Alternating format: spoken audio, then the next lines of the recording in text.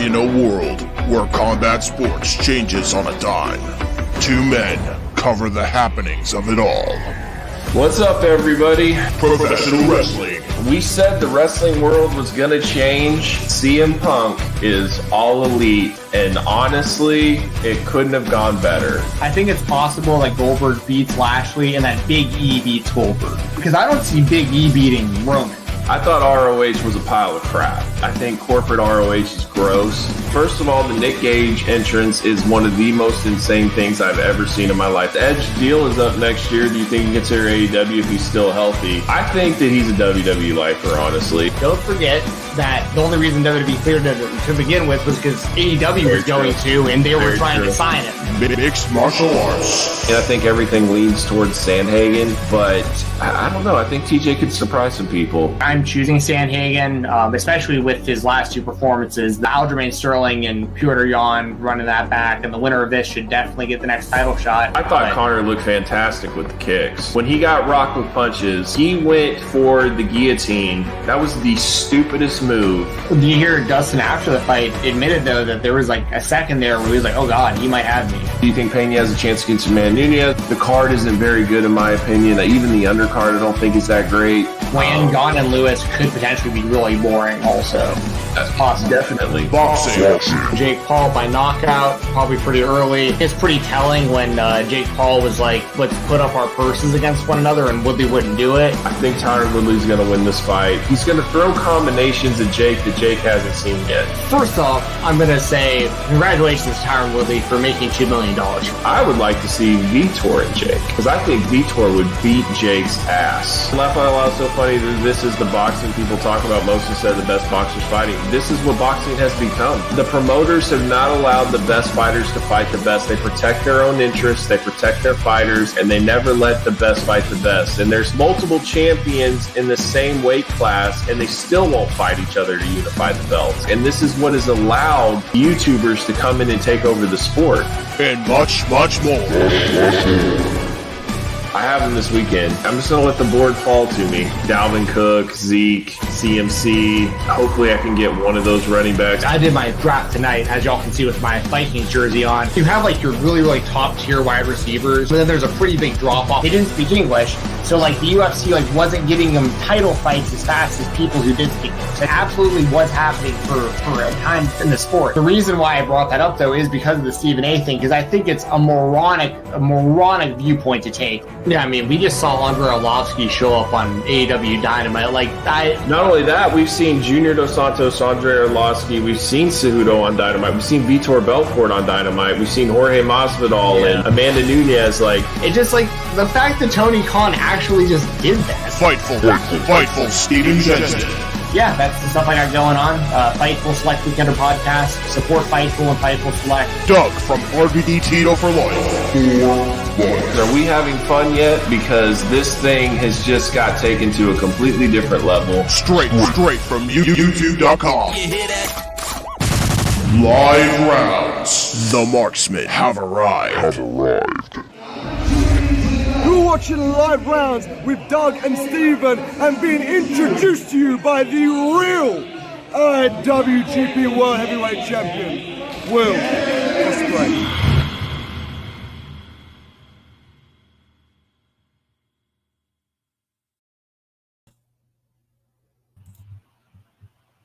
What's up, everybody? Welcome to Live Rounds, episode 63.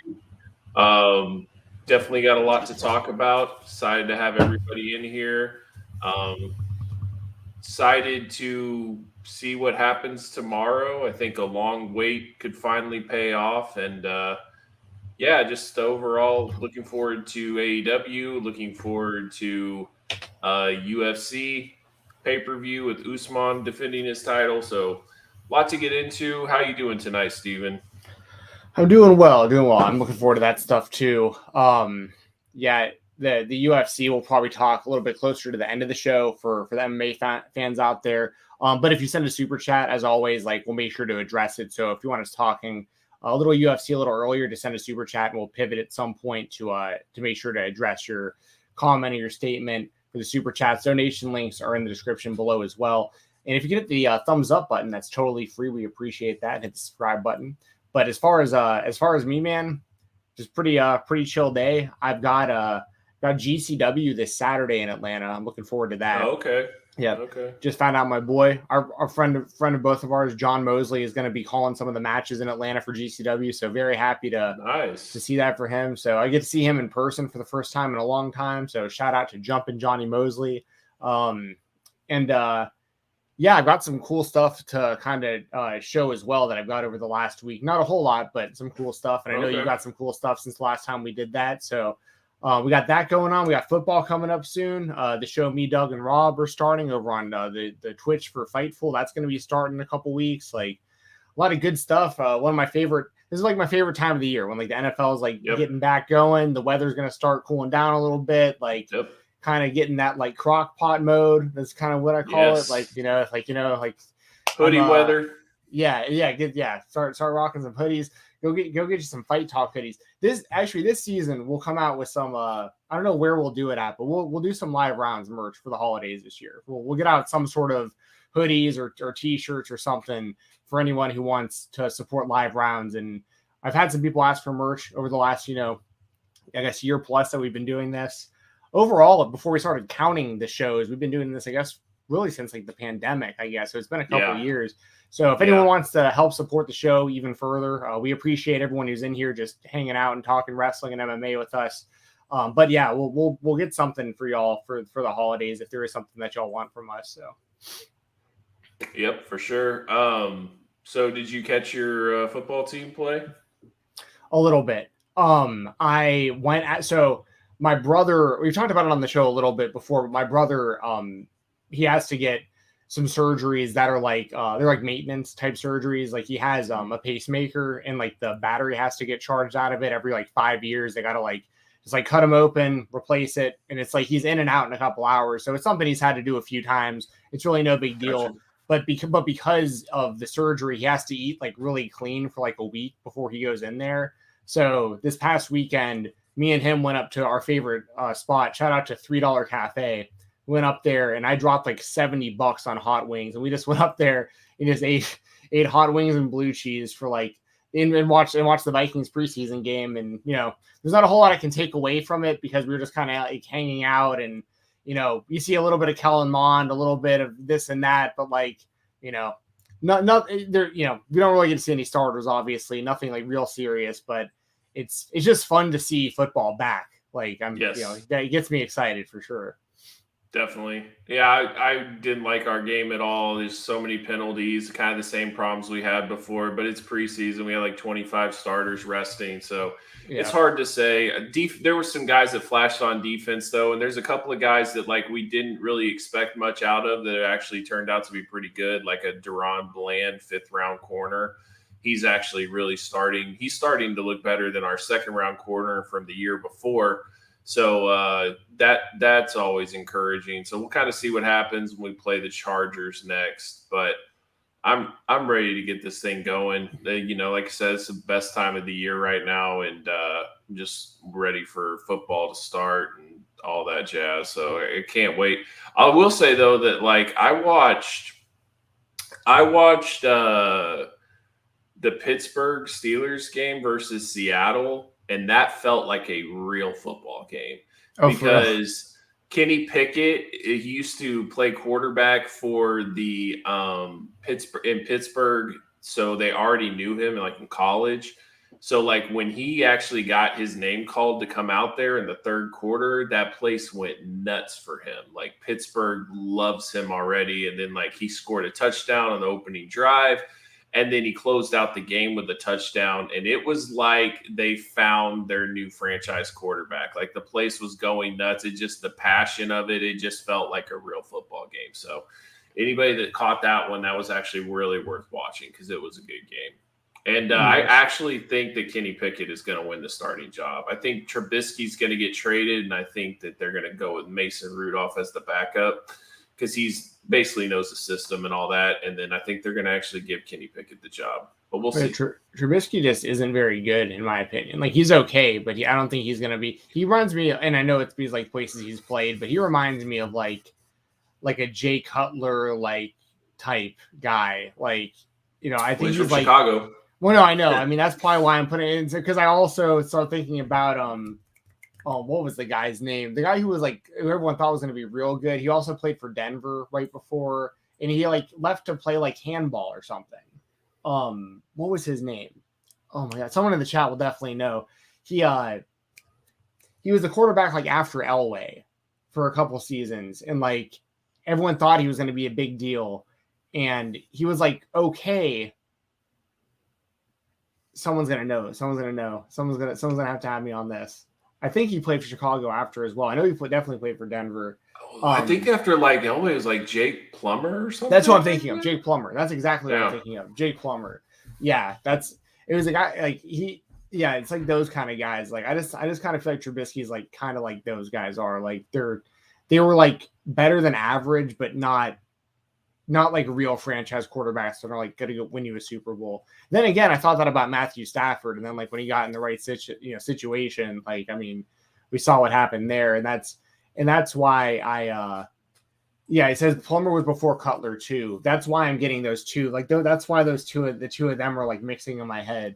That but that's also what gets me excited about the Vikings this year is like knowing that Kevin O'Connell is coming from that system that just molded Matt Stafford into a Super Bowl champion, and I feel like he can do the same with Kirk Cousins. There's a lot of similarities between those guys in a lot of ways. So, man, we only got like 3 weeks before the season starts. So, yep. Hell yeah. Yeah, it'll be interesting because there's only 3 preseason games, so we're getting close to where the preseason's almost already over, and then cuts will have to be made, and then here we go. So it's not going to be much longer. And when we get done with this, I'm going to watch Hard Knocks because Hard Knocks on the line with the Lions was actually pretty good, and it was really enjoyable. So I'm going to check out the rest of that. I never got into Hard Knocks. Like I think it's a cool. I think it's a cool concept for a show, but.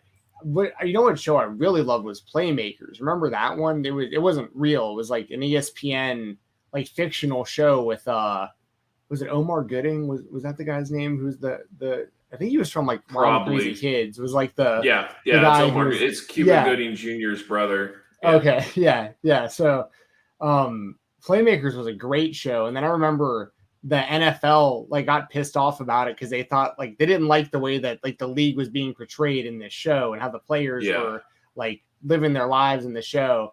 And I'm pretty sure that was on ESPN. It was on ESPN, but then they before season 2 they just scrapped it. Like season 1 ended like setting up season 2, and then like just season 2 never happened because the NFL didn't want to. They didn't want to. Obviously, I get it. They didn't want to mix that. Like that kind of look for the NFL with also airing NFL games on the same network. I get that, but it was a good show. Yeah, no, I mean, Hard Knocks is one of those things where it's like you find out about teams way more than what you knew. So it's just one of those things that like I remember watching the Rams one, and I was watching, and I was like, man, Jeff Fisher is a really bad head coach. Like I just like couldn't believe how bad of a head coach he was. And I was watching it. And then I remember Miami Dolphins with Joe Philbin. I was like, this guy has the energy of a dead ant. And he is like, just like, hey man, let's pick that up and ram that ball right at the tackle. Okay. And it's like, holy moly. So like, you can already feel going into the season, some things aren't going to go well. And what's funny about that is now Joe Philbin is our offensive line coach, and I absolutely hate him. I think he's terrible. So, and I think he's part of the reason we have so many penalties. I mean, most of our penalties come from the offensive linemen. So it's some type of technique that he's teaching or something. But the problem is like him and Mike McCarthy are really good friends. So, but I did want to let the chat know that if you guys didn't check it out, I was on True Heels. But it's like their sports channel. I don't know what it actually calls, like True Sports or something, or True Hill Sports. But we had a group of NFC East fans that represented the Giants, the Dallas Cowboys, the Eagles, and the Commanders. And it was a lot of fun. It was like 2 hours, and we just kind of debated back and forth and kind of said what we thought about our teams and then overall who we thought was going to win the division and all that. So if you guys are actually interested in more football talk, look that one up. It's actually a pretty fun episode. Yeah, I'll actually be on that this Thursday with Rob Wilkins because we're both Vikings fans. We're doing the NFC North. So definitely check that out. Shout out to Romeo, who's usually here in the chat, here for live rounds. So if he sees this or he's in here, he puts all that together. And I also have a really random Jeff Fisher story. We brought him up, and that John Gorman says he's the definition of average. So it's so random. But back in like 2000, it's probably 2011, I was interning for the Nashville Sports Council. I just graduated college, and I needed to do an internship. So I was living in Nashville, and Jeff Fisher was the head coach of the Tennessee Titans. And I was at LP Field for like an event that like the Sports Council, they helped run the Music City Bowl. So like we were doing something at LP Field to like promote that, or like some sort of like banquet type thing in the building. And like a few rooms over, we had heard Jeff Fisher like storming out of a room, and like found out Jeff Fisher had like just like bolted out of the building. And then like a few minutes later, ESPN was breaking that Jeff Fisher had just been fired. So we were we were like right there, like saw him like leaving. We were like, whoa, what's going on right now? And so I just happened to be like a few rooms over from him getting fired. So that's just kind of a really random. And yeah, I agree. Jeff Fisher's very average. He's not the kind of guy. He got to the Super Bowl with the Titans, right? Like really early on, and then but never got anything close to that success. And he also had Donovan McNabb, or not McNabb, but Steve McNair rather. Steve McNair, who was like a stud during those years, and Jeff George. He had some good players. Still couldn't win it. Yep. Well, we actually got a super chat about football. Appreciate it, Vince Valentine. Do you guys have advice for the best way to draft in fantasy football league that's based on PPR, points per reception? So I think that if you're looking at running backs, you want to look at running backs that can actually catch. Sorry, Eddie George. Yes, I said Jeff George. That was a quarterback for the Vikings. Yeah, sorry. Yeah. So you want to look at running backs that can actually catch. That's why like CMC, Jonathan Taylor, like those type of guys are high up on people's list, because it's not that they'll just take handoffs, they'll take catches. So you can get look into that. Look, you see who actually like running backs that have good receiving yards as well, because that'll help you a lot in PPR. And then also think about reception receivers, not just how many like yards or touchdowns they have, but like a Keenan Allen. Keenan Allen can sometimes walk away with like 12, 14 catches in a game. So like that's why he's one of the top picks in fantasy by a lot of people. So let's sneaky pick Travis Kelce at tight end. But that's what you're looking for. You're looking for guys that are really get a lot of targets, and not necessarily it has to be off of yards or whatever. I mean, yards is great, touchdowns are great, don't get me wrong, but if you are in a PPR, you got to definitely think about that as well.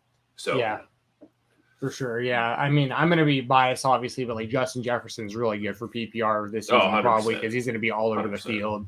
100%. Cooper Kupp's another guy that's like 100%. That. Yeah, look out for some tight ends, like Doug was saying. Those can be sleepers. That dude from Waller from the Raiders, I think is going to be Darren Waller. Huge. Yeah, they basically use him like a receiver, just like a huge receiver. I think Kyle Rudolph is going to be a sleeper in Tampa Bay too, being with Brady. Like he might be like the red zone kind of Gronk guy for him. I feel like. So Kyle Pitts at tight end for Atlanta. They don't have any receivers. So I mean, they basically have Drake London, who they just drafted #1, but other than that, they don't really have much. A Cordell Patterson, he was kind of big in PPR last year. So think of stuff like that. He was a freaking like terrible receiver and like good kick returner for the Vikings, and then somehow became like a great running back years later for the Falcons, like completely different position. So wild. Yep. Good for him though. The guy was always talented and super athletic. There was always potential, and I'm glad it's just wild how long it took and that it was a totally different position. And then just an opinion of mine too is look for players that have potential. Like don't just go by their rankings, because There will always be these diamonds that are in the waiver wire that nobody even thought about drafting, that if you would have got on that early, it could give you a huge boost as well. So look for sleeper players like that. Listen to some fantasy podcasts, pick whichever ones you want to listen to, but they'll definitely break down some stuff and help you out there too. So that's pretty much my best advice for that.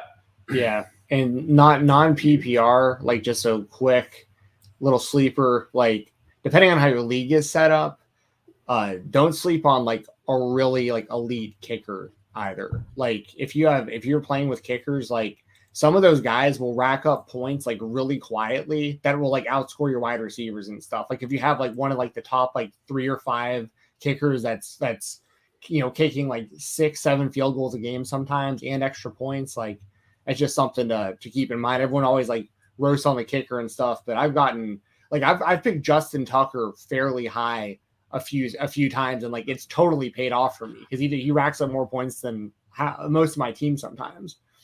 Yeah. If you're looking for kickers, Tucker and McPherson. Tucker from the Ravens, McPherson from the Bengals. Those are the 2 best kickers in the league. So yeah, this is one of the guys in my fantasy football team, and he's been the 2-time champ, and he will he will draw blood if he has to win. Like the trades that this man makes is just unbelievable. We're not talking about like 1 for 1. We're talking about like completely redoing your entire team. Like, nice. and he will trade his best player if he has to. He does not care. And the last thing he'll want to do, like if he goes on a losing streak, like God bless you, because he's about to trade his entire team away. Like he's an animal. That's where I get too married to some of the players, especially if they're on teams that I like or players that I especially like. There's probably been times where I should have made trades where I just like stuck with it. And that guy sounds like the complete opposite of me. One thing I want to bring up real quick as we're starting the show off here, and appreciate everyone who's in here. And we'll get to the wrestling talk very soon. Just want to give myself a pat on the back real quick for the UFC this past weekend. For those of you who have been following along with my escapades, my alleged potential escapades, I may have potentially put down I think 10 different $5 bets. So like around, give or take around $60 or so. I know the math doesn't add up, but there's some fees included and stuff. So I spent about $60, let's say, allegedly. And I won 500 back. So that was a good one. Hit a nice 3-fight parlay. Got the round and method right for 3 of the fights this past weekend, back to back.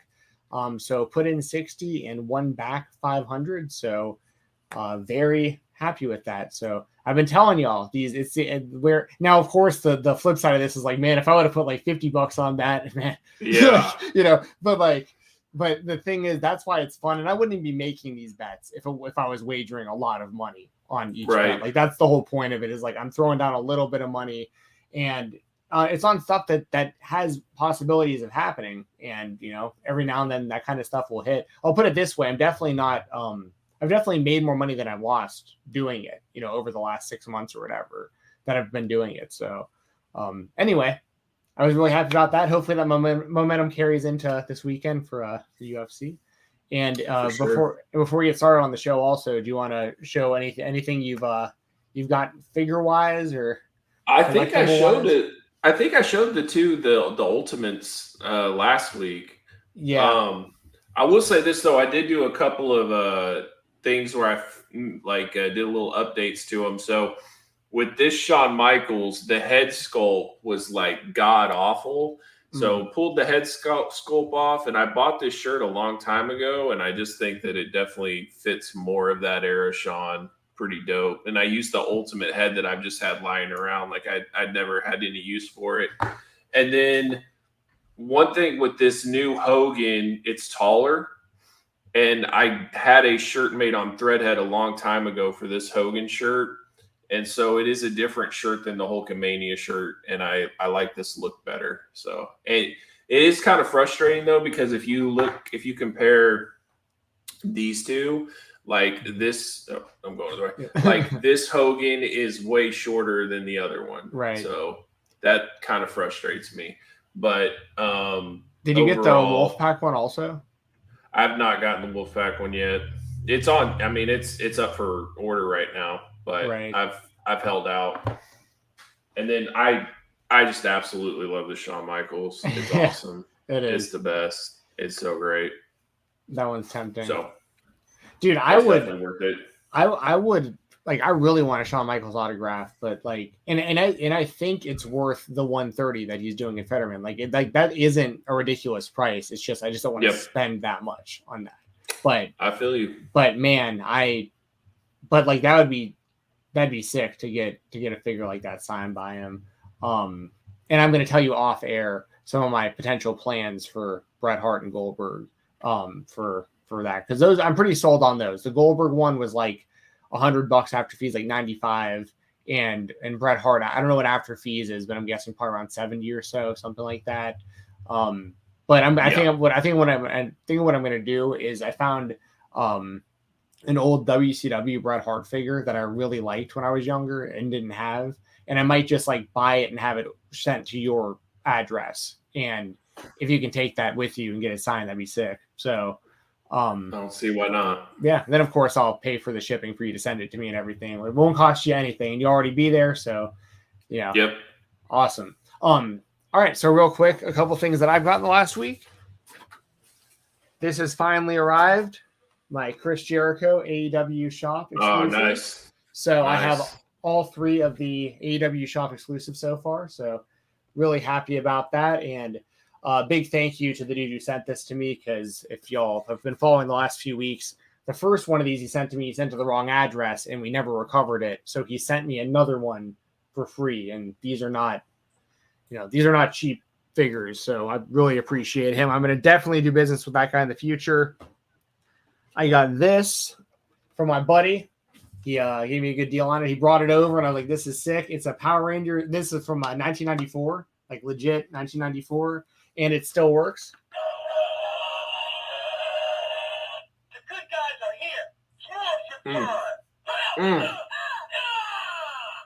Wow. Yep, and it's actually a piggy bank. So when you put money into it, it's like coin accepted, and then like it does like a whole Power Rangers thing. So that's pretty sick. I also got this random Wardlow 8x10 because I got it for a really, really, really good price. So nice. Wanted to add that to the collection. Yeah, the only Wardlow autograph I have is the dual Wardlow MJF with Wardlow signing both names. So yeah, right. So funny. And then I got I saw this dude on Twitter the other week, and he was like, I'm doing a sale on autographed 8x10s, and I hit him up, and they were only $5, and I said, here's $5, man, let me get a signed 8x10. Instead of sending one, he actually sent me 3. So I got some Cole Radrick signed 8x10s. Right. He sent me that one. He sent me this one's kind of graphic. Shout out, heads up. But and then this one is him like doing like the derby. Nice. Signed it. So anyway, and my fingernails are probably kind of gross. I just ate a bunch of hot wings like right before I came on here. But awesome. Yeah. But yeah. So Cole Radrick. I'm gonna actually frame this one here and probably put it on my wall back there somewhere. So, yeah, I think I'm gonna start trying to get more signed 8x10s and stuff from like indie people that I've gotten to know a little bit or interview a little bit. Yeah, and so yeah. Anyway, that's everything that I got in the past week, and me and Doug are still waiting on our Goldberg Ultimates from Amazon and our Randy Savages from Target. I have a feeling we can probably get the Goldbergs before the Randy Savages. We'll see. Even though you can just go pick the Savages up at Target. Yeah, if you find them. Like I said, you find it, just buy it and then cancel your pre-order. You'll be fine. Yeah. Yeah, I saw the Goldbergs already going for like $80 on eBay and stuff. Yeah, because the thing is with Amazon, it's like once they're gone, and then you just have to wait, and people just don't have the patience for it. It's not like they can just keep going to stores and see if they can find it. Like that's it. That's why I always give you the heads up when they show up, because I appreciate it. This is your chance. If you want it. No, I really appreciate it. I think the Goldberg, I'm on the fence. I'm gonna let you know for sure, but like with the Goldberg, I might potentially do the same thing I'm doing with the Bret Hart with there's a Goldberg Smash and Slam that like is the same as my signed Scott Hall, and like I could get a little collection of those like going signed, which would be kind of sick.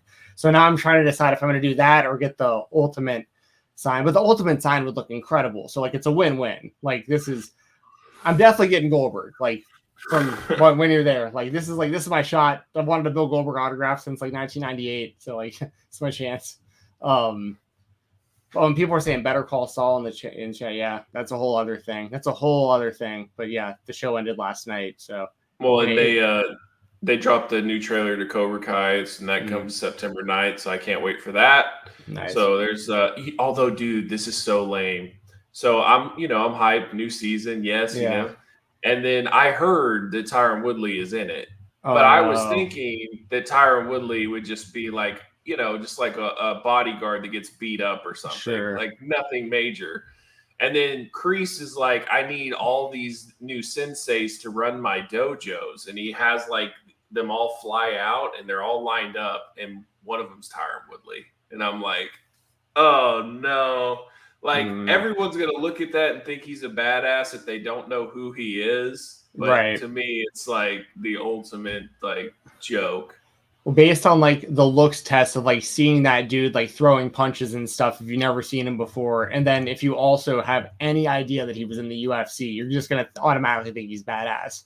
Like on surface level, Tyrone Woodley. I mean, I'm not gonna sit here and say Tyrone Woodley is absolutely a badass. Like I've roasted the guy because of like the acting career and the rap career and getting knocked out by Jake Paul and all that stuff.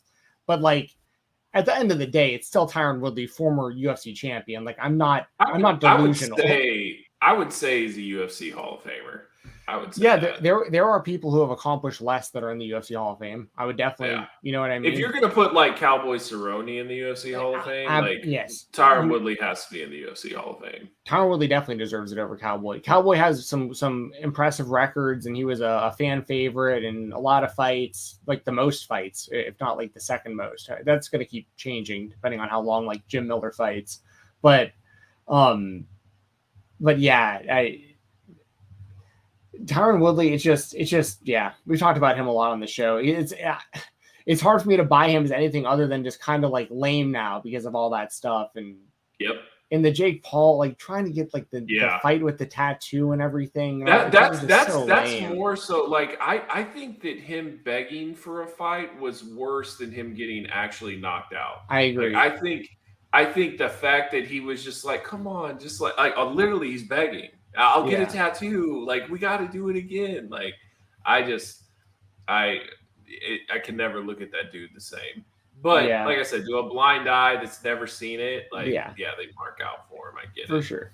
Well, it's like, I said this since, I went to Battle Slam, I guess it was 2 weekends ago. And I saw Anthony Ogogo live at Battle Slam. Like, and I was like right up next to him. And he had the worst match of the night. Don't get me wrong. Like but the thing is, like, you can tell that it was a longer match too. It was probably around 10 minutes or so long. And like, he worked really hard. Like, you can tell he's trying to learn, and I can respect that. But my point though, with the eye test, kind of what I was about, what kind of getting with Woodley just now is like, when I was right next to Anthony Ogogo, I was like, oh, this dude looks like a superstar. Like, he's huge. I was like, this guy looks like when you see this guy, and then to the surface level, if you hear, well, yeah, he's also like an Olympian boxer and stuff like that. Like, I get the temptation to push a guy that looks like that has a combat sport background like he does. So it's just one of those things where, I don't know, I kind of gained a new respect for him. Like I said, I don't think he's very good still, but should he have beaten Cody Rhodes in that feud? Absolutely not. But like, I kind of do feel bad for him because like he's like starting from like ground zero and trying to work back up to anything close. It was too much for him. It was too much for him, and I think Cody also made a mistake thinking that he could carry him. Like the whole thing was it was a mess. Yeah. I will say this though, I watched his Chris Van Fleet interview, and like, I can see why they think he has potential. Like he is charismatic. His accent is very strong. Like he just has a presence about him. I just don't think he's a very good pro wrestler. And I don't know how long it's going to take for to figure out. And the whole vision thing where his eye is jacked up really bothers me. Like if he takes the wrong shot, like he can't see anymore. Like as a long-term investment, I don't really get it. I just don't. Yeah. One other thing I want to bring up in the news of this broke today. I think the news was through Fightful. And this just kind of reminded me of that. But Brandi Rhodes just had a match at the PC, it sounds like. I heard. And what it sounds like is she's getting the same kind of treatment as like someone who's like just kind of starting as a wrestler, but also I was like thinking about it and like scrolling the comments and I was like, wait a second. She started wrestling in like 2011 and she's only had like 60 matches.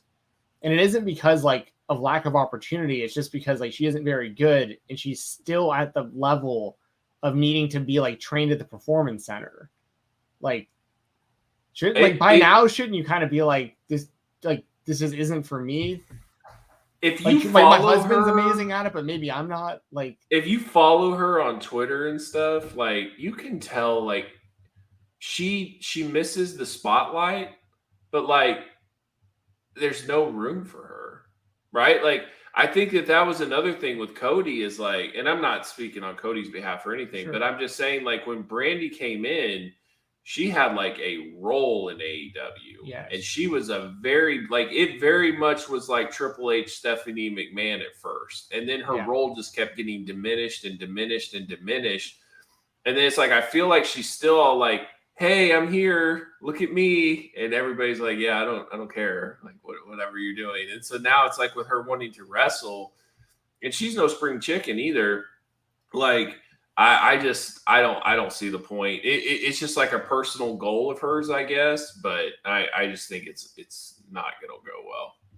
It seems like a personal goal. And here's the thing, like more power to her to I could try. Absolutely see this. I could see that as well. Brandi teaming with Cody to fight Miz and Maurice.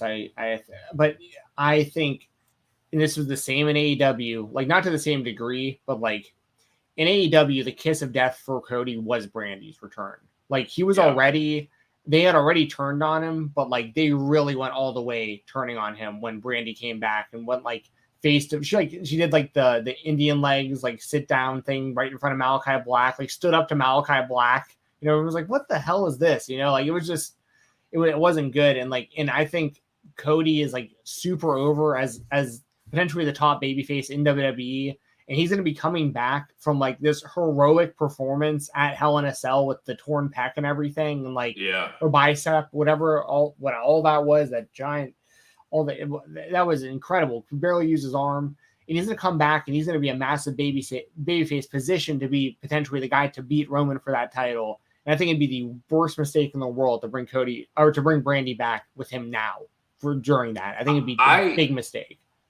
I think that's part of why he's been so appealing, honestly. Brandi has been nowhere around him. It's just been Cody Rhodes, and that's it. And I think the package duo of them, people did not like it. They just didn't like it. It's no different. It's just like Tay and Sammy. Like people loved Sammy when he was by himself. People loved Tay when she was by herself. Together, they hate them. True.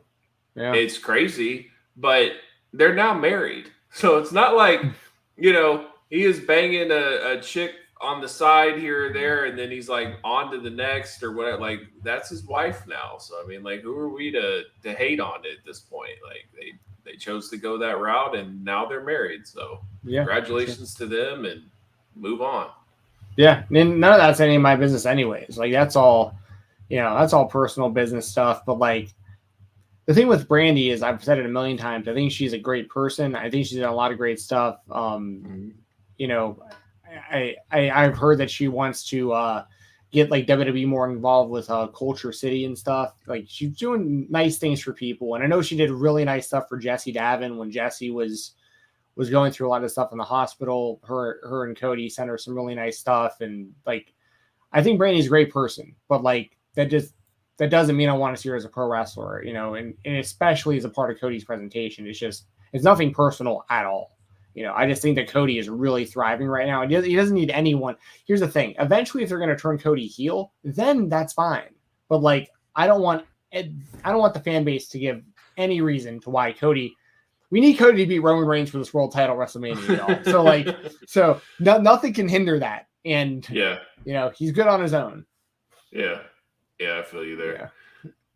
All right. So, got some main topics we want to talk about. I don't know where you want to jump into. Probably let's just go with the fact that CM Punk is back. And I didn't expect him to come back this soon. So was super excited to have Punk back. I thought it was just a great piece of wrestling business with Moxley versus the Lionheart Chris Jericho, and like Moxley kicked out of the Judas Effect. Like, it was a brutal match, like very physical. Jericho was busted open. Moxley, of course, is bleeding. He's always bleeding. So I thought it was a really good match. And then it was like, okay, Jericho Appreciation Society versus the Blackpool Combat Club again. Here we go. And then bam, Punk's music hits. And it's like, oh, okay, sweet. You know, and then him and Moxley have the stare down. And what I loved about it too was the fact that like CM Punk basically faked still being hurt at Comic-Con. Because there were reports saying that he was limping and that, you know, he's still pretty far off and like he was in a lot of discomfort during the show. He was taking pictures with fans still sitting down the entire time. Yeah, for sure. Yeah. And so like the whole time he's hinting at him not being okay, and then bam. Because I think AEW knows that they're dealing with people that play chess, and you can't play checkers. You've got to play chess. So, but I also think they also know when it's just obvious and you just have to do it because it just makes sense and you don't just do it just to swerve somebody, right? So I was really happy with that. And, you know, Punk versus Moxley at All Out in Chicago is a hell of a main event. Yeah, I agree. It was great to see Punk back. He's still mega over. It's going to be interesting to see how the fans react during this, because I think both are going to be like very over. I don't think either of them is going to be like really the heel in the situation. Like Moxley might be maybe presented a bit more as one, like potentially, but like I think the fans are going to love this matchup. I expect CM Punk to win and retain, but I think they've done a hell of a job making Jon Moxley like a credible interim champion. I mean, it feels bad to even have to call him the interim champion, to be honest, because he's defended the title way more than, I mean, I know Punk got hurt right away, but, you know, he's more of an AEW world champion than Punk is, like, you know, on paper right now. You know what I mean? Like, I just think it would have made more sense to just have Moxley be the actual champion, and then Punk is the number one contender when he comes back. And the first match that he has is against Moxley. So it's not like he had to earn his way up or anything like that. I think the interim thing was just a little too much to please Punk, but I think it was a Tony Khan thing though. 100%. Yeah. Like, I think that he was so happy to have Punk as champion. He didn't want to go backwards. You know what I mean? And how interim is this in like the grand scheme of like wrestling history? Not that it like really matters, but like, is Jon Moxley like officially a two-time AEW champion? Because in the UFC it's looked at kind of differently too, like a real a undisputed champion versus an interim champion. In WWE, when they tried doing the interim champion thing, remember when Brian Kendrick got the interim championship win in that scramble match like forever ago? And it's like, that doesn't actually count though. Like, nobody counts that as a title win, but he was technically the WWE interim champion for a couple minutes. I think because Moxley's actually defended the belt multiple times, I view him as an actual champion. Like, if he was interim, but he never actually had a match to defend the title, then I wouldn't really view that. But the fact that he's actually defended it multiple times, I view him as a two-time champion. So do you I agree with you, by the way. But like, how do you just out of curiosity, how do you view like Tony Ferguson? Like, was he the UFC lightweight champion? You know what I mean? Because he defended that title and he never lost it. Like while he was the champion, and he never got the Habib fight. Yeah, that's tough. Because it's also like DC, right? That's the 205 champion. He never beat John Jones for the title. But he was undisputed champion though. Like in that was a little bit different. Because Jones like vacated. Ferguson was the champion while like Conor and Habib were like both. Like Conor was like defending against Habib. Like wow. I guess it just depends too. Like who. The same thing with Dustin Poirier, right? Because Dustin Poirier beat Holloway and became champion. Yeah, in Atlanta. I was at that. Yeah. So it's like, do you view him as a champion? Because he never defended. I don't think he beat Holloway for it. And then he faced Khabib, right? And right, he lost. Khabib choked him out. And but like Ferguson, like had the interim title for a few fights. While hold on, I'm gonna just for the sake of because I just think it's interesting to think about that because I agree with you. Like Moxley definitely seems like the world champion, but I don't know. I've never really considered Tony Ferguson the true champion. But like by the same logic, like so he won the interim championship. Okay, so actually did he not defend the interim title in these other fights? Said he fought Anthony Pettis and then Donald Cerrone, but I don't think those were. That's so confusing. I don't know when he was stripped of the title. Oh, he was later stripped of the title due to injury after the Kevin Lee fight. So he never defended the title. But so didn't he become the interim by beating Kevin Lee? Yeah, he beat Kevin Lee for the interim. And then when he had a chance to win the interim again, he lost to Justin Gaethje. Yeah. It's tough because he got injured and he was never the same. Like, it's one of those things, too. I think, though, when he goes into the Hall of Fame, because he should, the thing that you can't take away from Tony, though, is that he was, like, the number one contender for, like, 3 years. Yeah, it was, like 12 fights straight. 12 fights straight. Clearly number one contender. Just him and Khabib can never get it lined up and, like, right? 5 times or whatever. Right. So that's that part. So the fact that he actually won an interim title with it, I mean, I think that it's championship worthy, I guess you would say. But I do think UFC is a little bit different. When it comes to the pro wrestling, like I said, Moxley has walked around with that title for basically 2 months, defended it multiple times, you know, with Brody King and Jericho and Takashita. MJF. Oh, sorry. Wait, MJF was like MJF. He's been. Wait, I'm sorry. MJF was the first title run. No, I'm talking about just like these 2 months. But he's definitely defended it multiple times. So I look at him when it's all said and done, I would put him as a 2-time AEW champion, in my opinion. I think that's fair. Maybe I need to update his action figure. What I do with the AEW Jazz Wears Figs, I put like for instance, my Kenny Omega that I have on my, I have a few different Kenny Omegas, but there's one that I have on like a championship like shelf, and he's wearing an AEW world title and he has an AEW tag team title. Same with Hangman. So like so Mox has a world title on him, but I think I got to get him a second world title to put on him.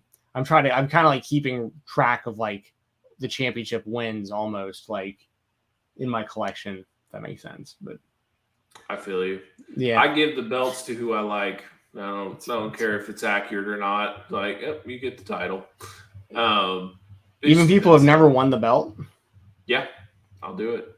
You'll do it. What the hell? It's mine. It's my collection. Do what I want. It's your fig fed. That's true. Yep. Just because they've made mistakes don't mean I have to. Yeah, you're booking the territory. Exactly. Shelf, so. Listen, Will Ospreay gets a unrivaled figure or whatever, he's getting the title immediately. Man, you ever come back into your room and like there's like a few figures that are like down in some position that looks like it might have been like a Toy Story type scenario while you were gone? Nah, I mean it happens, but I don't think of that. No, know. Those days are over. No, I'm kidding. But that happens to me all the time where I'll like come into my room and like something has fallen, but it takes out like an entire section of stuff, like a domino effect. And I'm just I'm not going to rule out like a Woody comes to life type scenario. But. The worst is like sitting here and then all of a sudden you just hear like, boom, boom, boom, you're like, oh my God. Yeah. No. I know that feeling for sure. Awesome. Got a super chat from Alexander Fitzgerald. I appreciate it, man. Thank you as always. Do you see MJF possibly interfering after the Mox and Punk match at All Out to set up MJF versus Punk? I feel like that's the best time for MJF to return.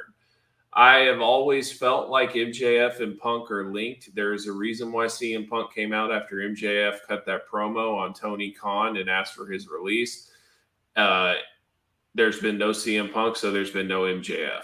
So to me, that makes the most sense that if we haven't seen him, then All Out would make sense for him to debut, and we could possibly get Punk and MJF at Arthur Ashe. I'm not saying that, could happen, but it's a possibility.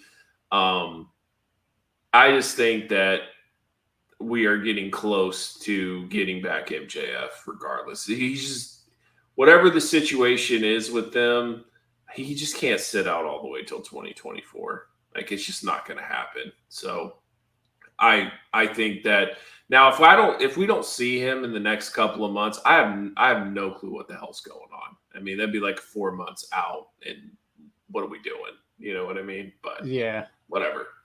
Yeah, I mean, I love this idea, Alexander Fitzgerald. I've long advocated for the situation of MJF beating CM Punk for that world title eventually. So I would love for them to set that up, but who knows what's going on with MJF? I'm like you said, there's no way he's just going to sit out until 2024, but it's a matter of like, now there's reports coming out once again, shout out Fightful.com, but they're reporting stuff that like WWE has like been reaching out to like certain people in AEW, seeing like kind of when they're going to be free and available and stuff like that. Like, things are getting very interesting. Like, and obviously people aren't going to name names, but like, y'all don't think the Triple H is interested in like, man, what's going on with Jericho? You know what I mean? Like, I know a lot of friends over there. You know what I mean? Like he's had a good. I think Jericho's is coming up too.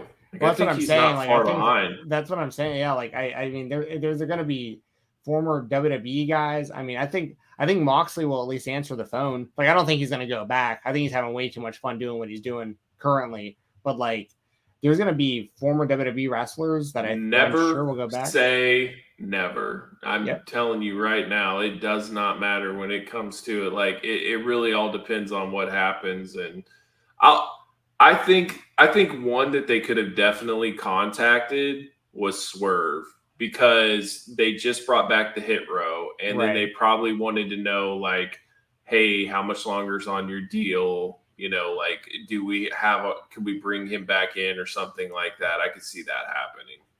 Yeah. I could see that as well. I think that, I think we really, it's Scott Hall. No, he's not. I'm sorry to break the news. Sorry, man. R.I.P. Yeah. Oh man. So I love Scott Hall though, coolest wrestler ever. But yeah, I think it'd be interesting to see with Nick Khan kind of being the business guy behind the WWE now, and him being a sports agent for all those years and stuff. If they look into the idea of like buying people's contracts out, like if they reached out to like an Adam Cole who's locked in for 5 more years, but they can work something out with Tony where it's like, I'm not saying Adam Cole specifically. I'm just saying like the idea that the AEW has a roster that's like overflowing with talent currently, and there's a lot of people lost in the mix, and they might be seeing opportunities to get into the WWE now. It's wild because like WWE at this point, this is a big reason why I thought it was so smart when Cody went back when he did. He's like a big fish in a small pond now with the WWE, because like the big fish is Roman, and there's really hardly any other big fish over there. The company is like a giant, like that's the giant pond, but like there's not a lot of big fish in that giant pond. That's why someone like AJ Styles, like even when he's not doing a lot, AJ Styles is still AJ Styles. Like he's still like he's still a big fish in that pond, like because there just isn't that many stars there really, and there's opportunity there for people to become big stars. I think under Triple H, and there might be people that are like, man, they're not really doing anything with me. I've got another 2 years on my deal, but like I'm never on TV. Like, you know, maybe they're okay with having their contracts bought out and brought over. I mean, I think the possibilities are going to really open up for stuff. We've talked about the idea of trades and stuff like that. I think those are actual possibilities with Triple H and Nick Khan and Stephanie being in charge. I legitimately do. So I think it's all on the table. I really do. And one thing I think it'd be dope too is like with the documentaries and stuff, if they could work out a deal, because we've already seen some of that, but like it'd be mutual where WWE wrestlers could also talk about AEW if they jump ship, like Cody. Like if they wanted to do one on the EVPs, and Cody actually talked about what happened in AEW from WWE. Like, I think that would be sick. And it would be a cool way to kind of, because like I said, we saw Jericho on Austin's podcast. Like, why not do stuff like that? And I think Triple H would probably be more open to that. And it's funny too, because I was watching the DX A&E biography, right? And like, they had to tell Vince that like, we're way behind the times, right? And I have a feeling that the people that are there now are telling Triple H, like, we're way behind the times, man. Like, we need to do something. So I'm very interested in where this all goes. But I'll say this, like, I'm looking forward to the next WWE pay-per-view. I'm looking forward to the next AEW pay-per-view. I'm looking forward to all of it. Like, I just think it's all going to be fun and a good time. And did you catch any of Raw? I watched Better Call Saul for at least like an hour and a half of that. I know I watched something on Raw. What was it? I think I watched the main event was Ziggler and Theory. Yeah, it was a pretty good match. I heard that AJ and Lashley was good. Did you see Kevin Owens and Drew McIntyre's promo and then their match? No, but I saw something on Twitter where like McIntyre was saying he was a wrestler and he was wrestling a bunch. Well, he said that we're wrestlers, so and I want to wrestle, or let's wrestle. Like they really made sure of that. And also like Drew McIntyre brought the fire. Like, because basically Kevin Owens called him like a chosen one. And he's like, I wasn't the chosen one. I got fired and I busted my ass to come back here. And, you know, like that. And then Owens also had a good promo as well. Like, it was a good back and forth. And then before that, there was a decent match. And then Seth Rollins and Riddle had an all right segment that was pretty good. And then you had Bobby Lashley and AJ had a match. And there was like a little small video package of talking about how AJ and Bobby have never wrestled before, and they made it feel like kind of a big deal. I'm surprised that's never happened before. Never happened before because AJ was in TNA when Bobby was doing his thing, and then by the time that Bobby was back in TNA, AJ was off to the Indies and not TNA at all. And then I figured in the last few years, WWE, just never happened. Because they've probably both been faces or whatever, just never crossed paths. It was actually a pretty good match, and I mean AJ's still very good. So I noticed that, and then like they're making a pretty big deal that Edge is facing Damian Priest in Toronto. So like it's not just here we are next week. Like they're kind of focusing on certain stuff to get stuff over. So they're definitely heading in the right direction. Big question mark. A little concerned you didn't bring this guy up. What's going on with OMOS? Hopefully nothing. Was he not on Raw or anything? I didn't watch all of Raw. I just watched bits and pieces. Listen, sir, I'm not sitting there watching all 3 hours of Raw. It just is not happening. It's Raw's one of those things that like you could turn on and like you could go and do your dishes and just kind of turn your head every now and then and see what's going on, or you could like do the laundry and just if you hear the crowd pop, run out there and see what's going on and kind of go back. It's not like Dynamite where it's just like as soon as it starts, just boom, here we go. Right. But it's definitely improving. I'll say that. That's good. Someone in the chat let me know what OMOS is doing. But no, I'm with you. I that's if especially during football season, like I have the two TVs, and like I honestly, whether or not I watch Raw is going to be dependent on whether Cody's on the show or not, or if I'm too lazy to literally turn on a second television. Like that's literally like I'll be watching football on Mondays, but it sounds like they might be doing a draft soon, and then that'll kind of change the direction of things. I bet there's going to be two belts again. That way, it's not just Roman having the only title. So it'll be interesting to kind of see how that goes, especially with Cody Rhodes and all that. So, because the money match is Cody winning against Roman, not going in there against, something else. That's a good one. No. We created the WrestleMania 20 ending. That's the icing on the cake. Just the idea. I'll just turn the damn thing off. Sadness singing OMOS, ending WrestleMania, holding each world championship with confetti raining down. No, negative. This is a travesty in wrestling. It should never happen. I want nothing to do with it. Everyone would be like, man, we got to get Vince McMahon back. Pretty much. Things have got out of hand. Yeah. And Vince is the one that's supposed to be in love with the tall guys. So I don't know. But yeah, like decent sign.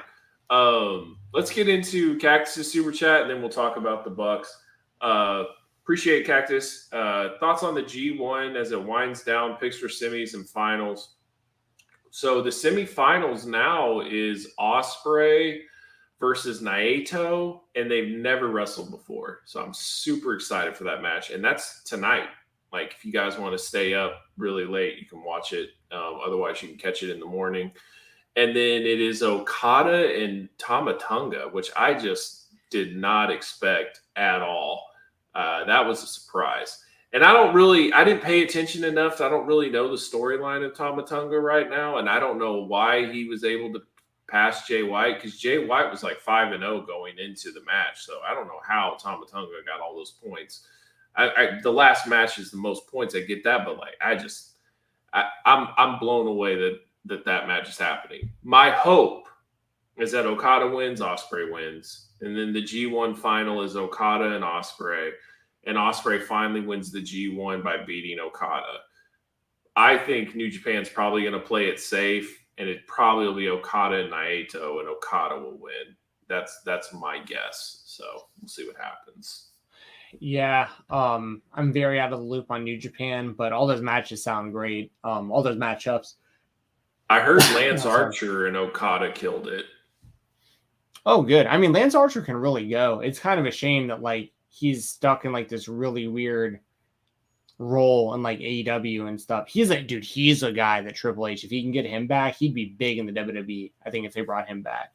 But I wonder what Triple H feels about age.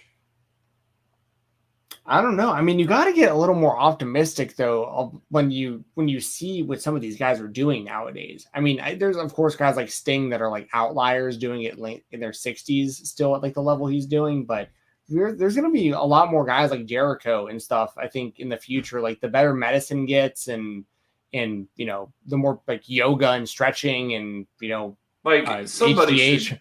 If Brian Cage wasn't in a contract, it would make a lot of sense for him to go to WWE, I think. We talked about that. Yeah, it would if there wasn't a big elephant in the room. Yeah. I don't think they care about that elephant, though. You don't think so? No, but Batista used to work for that company. Like, they don't care. Yeah, well, they do have, like, those, like, loopholes, I guess, or at least allegedly they do, where, like, you can... If you're like a quote-unquote part-timer, you're like, you don't have to do the same testing and all that stuff. They'll figure it out. Yeah, that's true. I'm sure they will. I'm sure.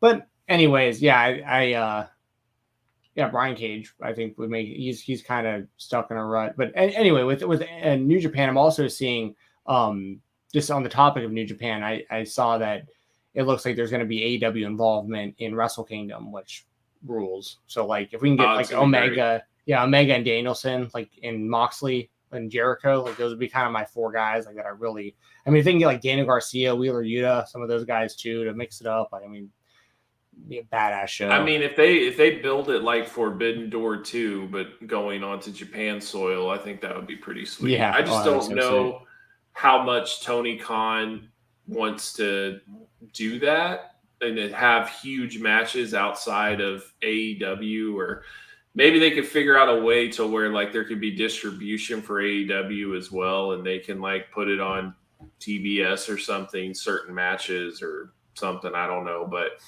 I definitely think it could be a hell of a Wrestle Kingdom. Definitely. Yeah, I agree.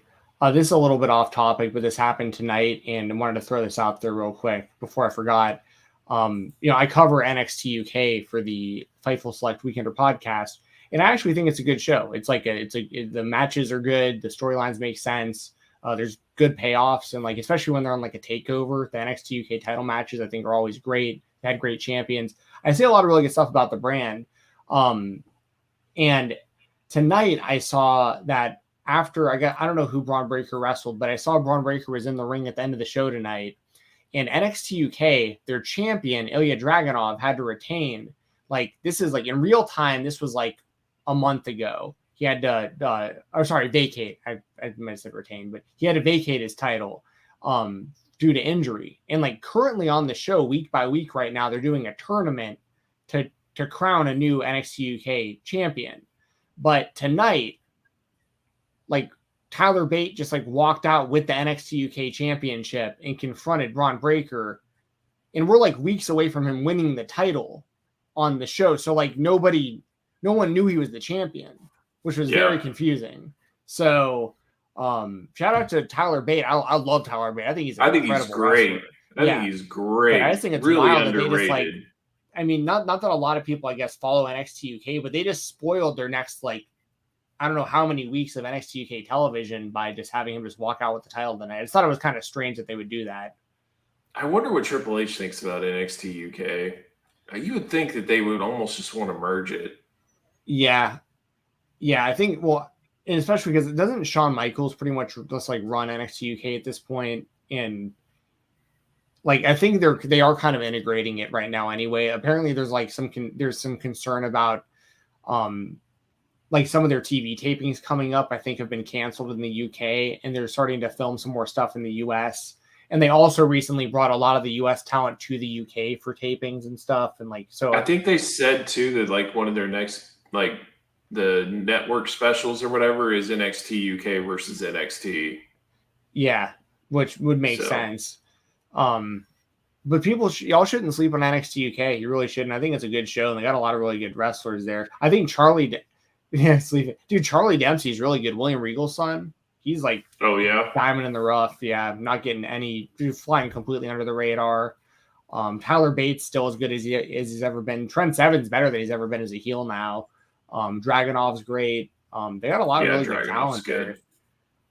Even like Teoman, like he does this like flip DDT that looks brutal. I mean, like that's the other thing, because like no one's paying attention. They're doing like all these sick moves that like you would never see on Raw. Like anyway, I think it's a good show. When people are saying they showed Quincy tonight, my boy Quincy Elliott, I talked about him on the Spotlight with Jeremy on Thursday. Bro. And he saw it and followed me on Twitter. Shout out Quincy Elliott if you happen to see this. My next WWE rankings for me, as far as like my favorites, it's Cody Rhodes and then Quincy Elliott. So let's go.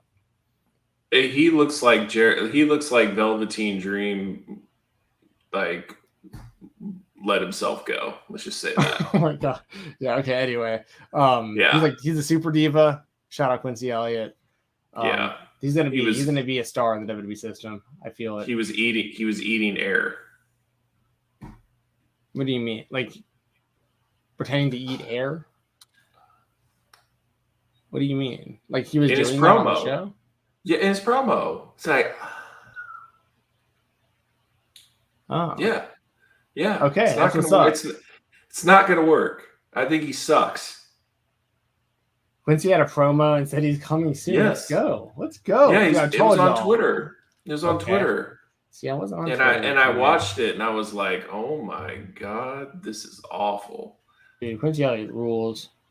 I'm not gonna let you besmirch the good name of Quincy I guess Elliott they wanted to Combat Sunny Kiss coming back to AEW, No, so they have their own different version. Are you looking for it? It's pretty terrible. Yeah, I just quote tweeted it. Awesome. Anyways, not a fan. But let's talk about what you and I have been waiting for 10 months. Okay. I think the wait is finally over. I think that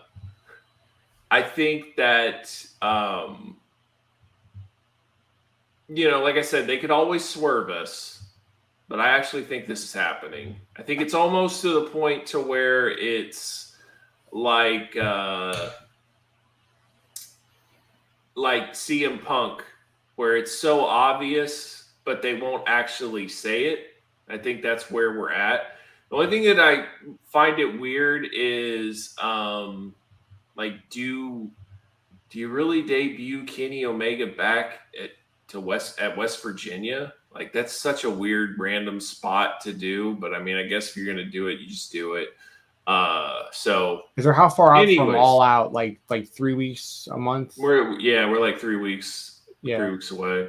Yeah. Anyways, I think Kenny Omega is finally making his return tomorrow night, which you get CM Punk back, you get Kenny Omega back.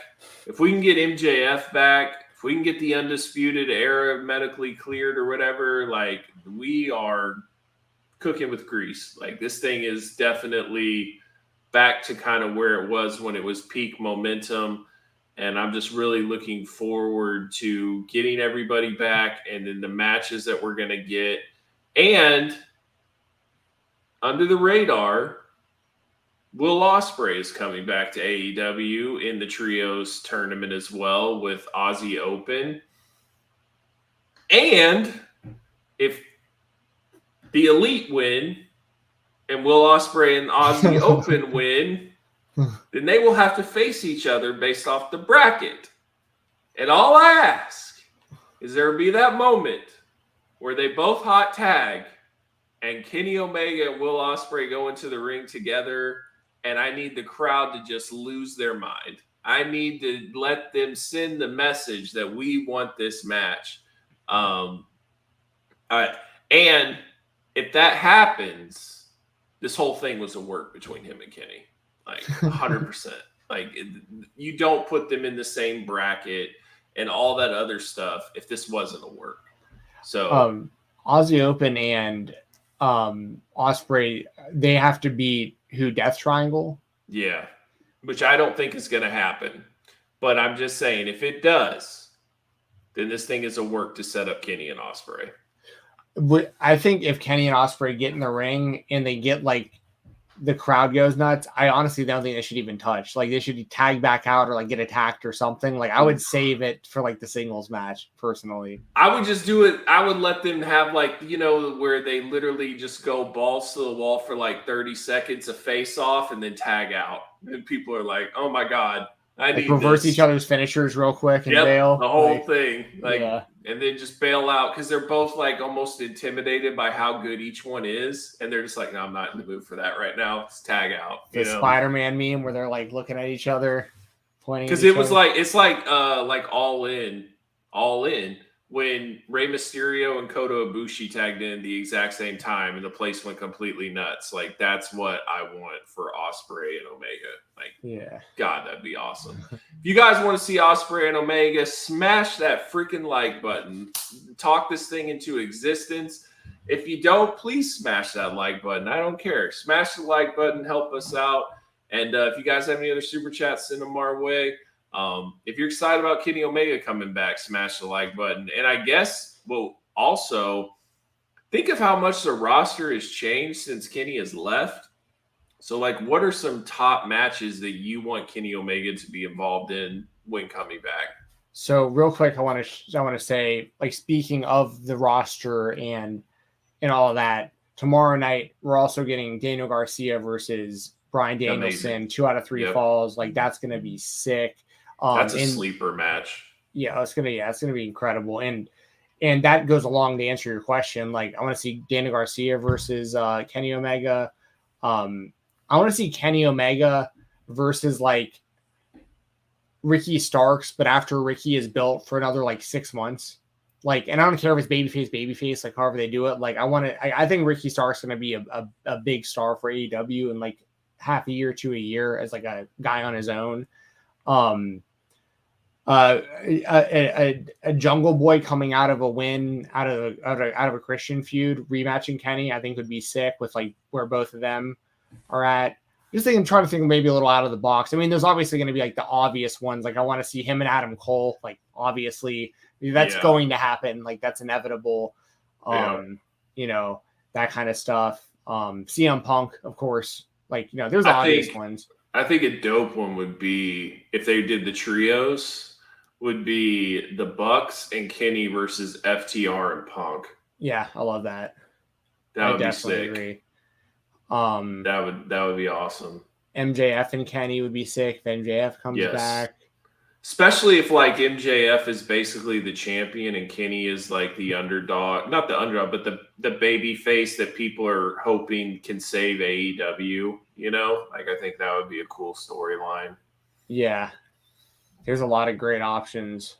I mean, it's really honestly endless because like I'd want to see Kenny against everyone on that roster. If I'm being completely honest, like the roster is stacked and they're all some of them are matchups we've seen and they'd be great to see again, and some are completely new matches we've never seen before. So I think Kenny and Bryan Danielson need to run it back. Oh, absolutely.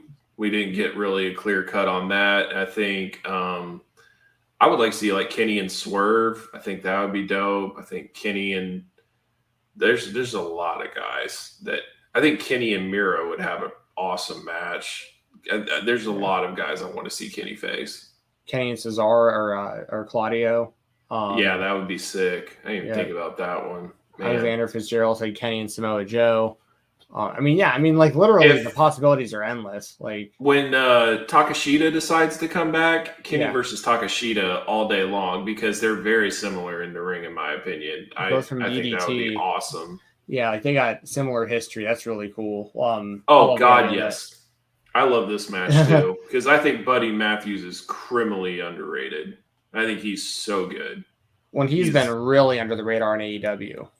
Yes, because he's part of a trios group that, you know, if they actually get, because he was out for a while too, like he was doing some type of other thing in Australia, I think, for a while, and now he's back. So I would love to see him. I honestly would love to see him break up with that group and kind of go on his own. But you take what you can get right now. Just get on TV and see what happens.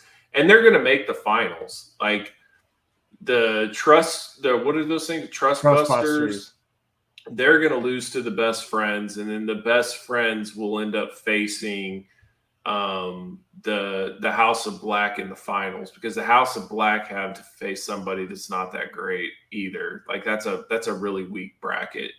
I don't remember what it was, but they're going to Dark Order them. Yeah, exactly. Garbage. So anyways, but there is a story there potentially of the Dark Order and the Elite, because like Hangman's like in the corner of the Dark Order. If like they can somehow make a run to the finals, there's potential story there. I see the story. But see, I think by them losing, Hangman is going to be tired of hanging out with these guys. Like, you can already tell the dick jokes and all this stuff are just kind of like, Hangman's just kind of like, all right, guys. Like, it's just, he's not amused by these guys as much anymore on BTE. Like, they're hinting at it. Right. And so, like, when these guys lose and Kenny and the Bucks win, I think that's what's going to really have him be like, I've had enough of this group. You know what I mean? And whatever he decides to do. But I think it could come down. But like I said, I don't see the Dark Order beating the House of Black. I just don't. And if they do, we riot. It's the only way is if Adam Page joins that Dark Order group. If Adam Page joins that Dark Order group, then maybe. But if it is just that versus the House of Black, there's just absolutely no way they should win that match. And also, I might just like eventually message Jeremy Padour about this, like, because I've had it on my mind for a while now and I haven't seen anything about this. Maybe I missed it, but My number one want for any AEW figure right now would be Hangman Page in like the in like the Dark Order, like the purple rose stuff that he wore when they all came out together. Yeah, like that would be.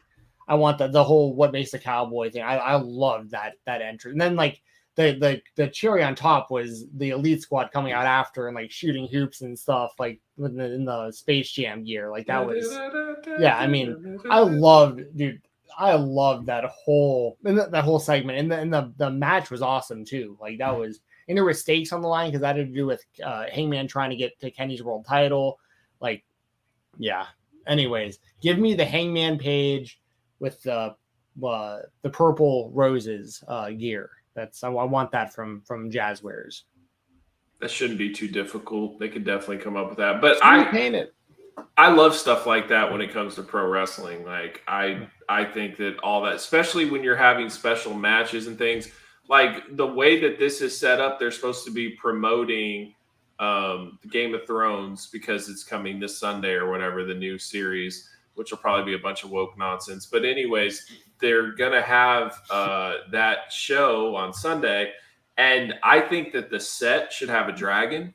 Like, I think that they should go all out. And I don't know if you saw, but Ricky the Dragon Steamboat will be there tomorrow. Yes. I didn't see that. And that's perfect, right? Because that's wrestling mixed with Game of Thrones, like the promotion. And I think it's a good sign with Warner Brothers Discovery that they're choosing them to help promote a big IP that they have. So if they had no faith in them, I don't think they would be like, hey, let's do a whole Game of Thrones themed week, you know? And then Tony is busting out the big guns by giving you Kenny Omega and a 2 out of 3 falls with Daniel Garcia and Bryan Danielson. Like it's gonna be damn good. Now let me ask you, Doug, when Yes, Ricky sir. the Dragon Steamboat shows up on Dynamite tomorrow, Yes, should sir. he attempt to blow a fireball? That'd be pretty cool. I'm okay with the fireball. I thought you were about to go the Ric Flair path. Well, we're just not going there. I mean, it'd be even sadder if it'd be sadder than Flair if like he went for the fireball and like somehow like it went bad for him, like he caught fire or something.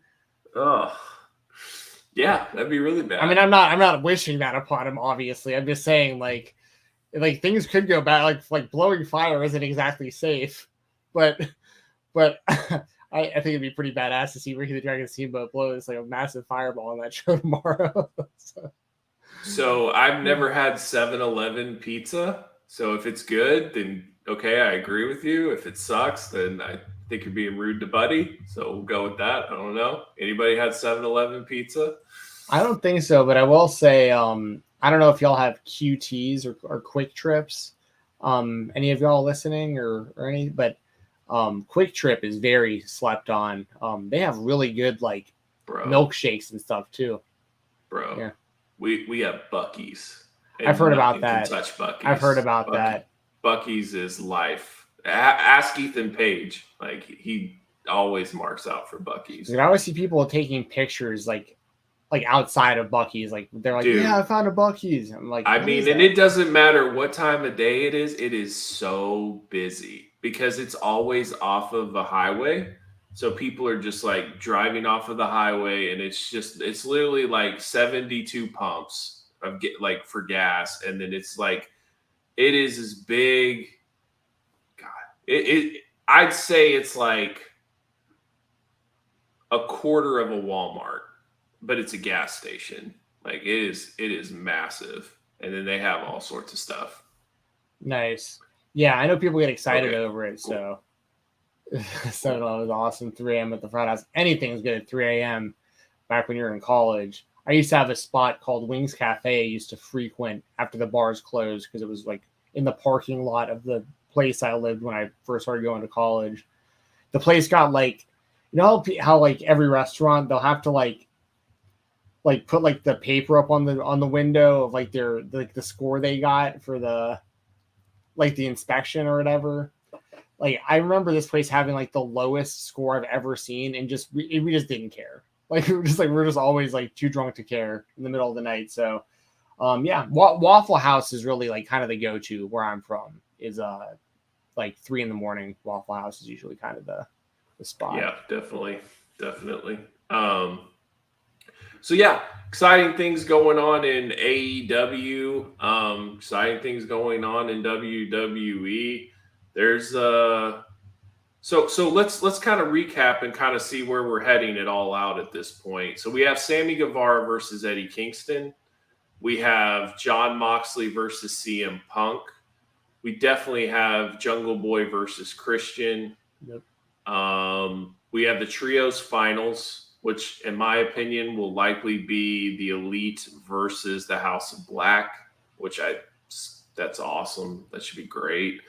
What else? What am I missing? I know there's some others. Do you think FTR finds a way to face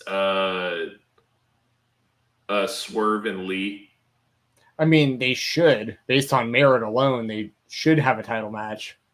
But they just aligned themselves with Wardlow, right? Who, FTR? Yeah, like they came and helped Wardlow. Yeah. Honestly, I'm a bit confused by some of the AEW stories going on right now. Like I watch it every week, but it is a lot to Starks versus Hobbs, Thunder versus Storm. I think that'll happen as well. I think Tony Storm might actually win. Danielson and Jericho is interesting because a lot of people are like, but like it's not that bad of a deal because like they've only wrestled that one time at NXT that was like 10 minutes, right? I don't think they've ever wrestled it since then. I don't know. I definitely remember that match though. That was the first NXT show. When Jericho was his mentor. Well, it was the Miz was his that's mentor. Right. That's right. Yeah, and then but Jericho wrestled him in the main event of that show. Yeah. Yep. Yeah. So, but I really don't think that they've had a match or a feud or anything like that. So I think that would be a pretty badass match. And if you want to test yourself to see where you're still at, like that's the one to have. And yes, Danielson and Jericho both had very, very successful careers in the WWE, but I don't really consider them like they are WWE guys, but like they're not like Jericho and Danielson have been so successful in wrestling that even if you took their WWE careers out of it, they still have impressive careers, WWE excluded, which is kind of crazy. Like if you just took Danielson's Ring of Honor and indie career, and then what he's done in AEW so far, like it'd be, obviously his WWE run puts him on like a legendary level with his WrestleMania wins and stuff. But like Jericho, a little bit different after doing it, for so long. You can look at his pre-ECW career, his ECW career, his WCW career, and his AEW career. Not even mention his WWE career. Kind of crazy.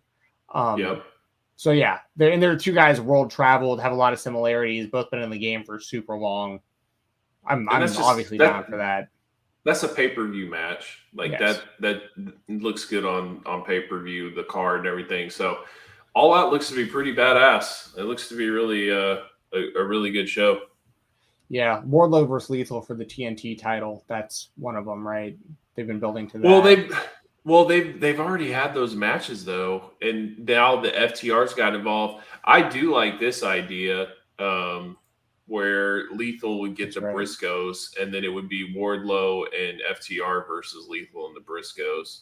Because it really seems like the Briscoes aren't done with FTR, and they kind of hinted at that after the match. So, and then the Briscoes just won GCW titles. So, interesting to where they go.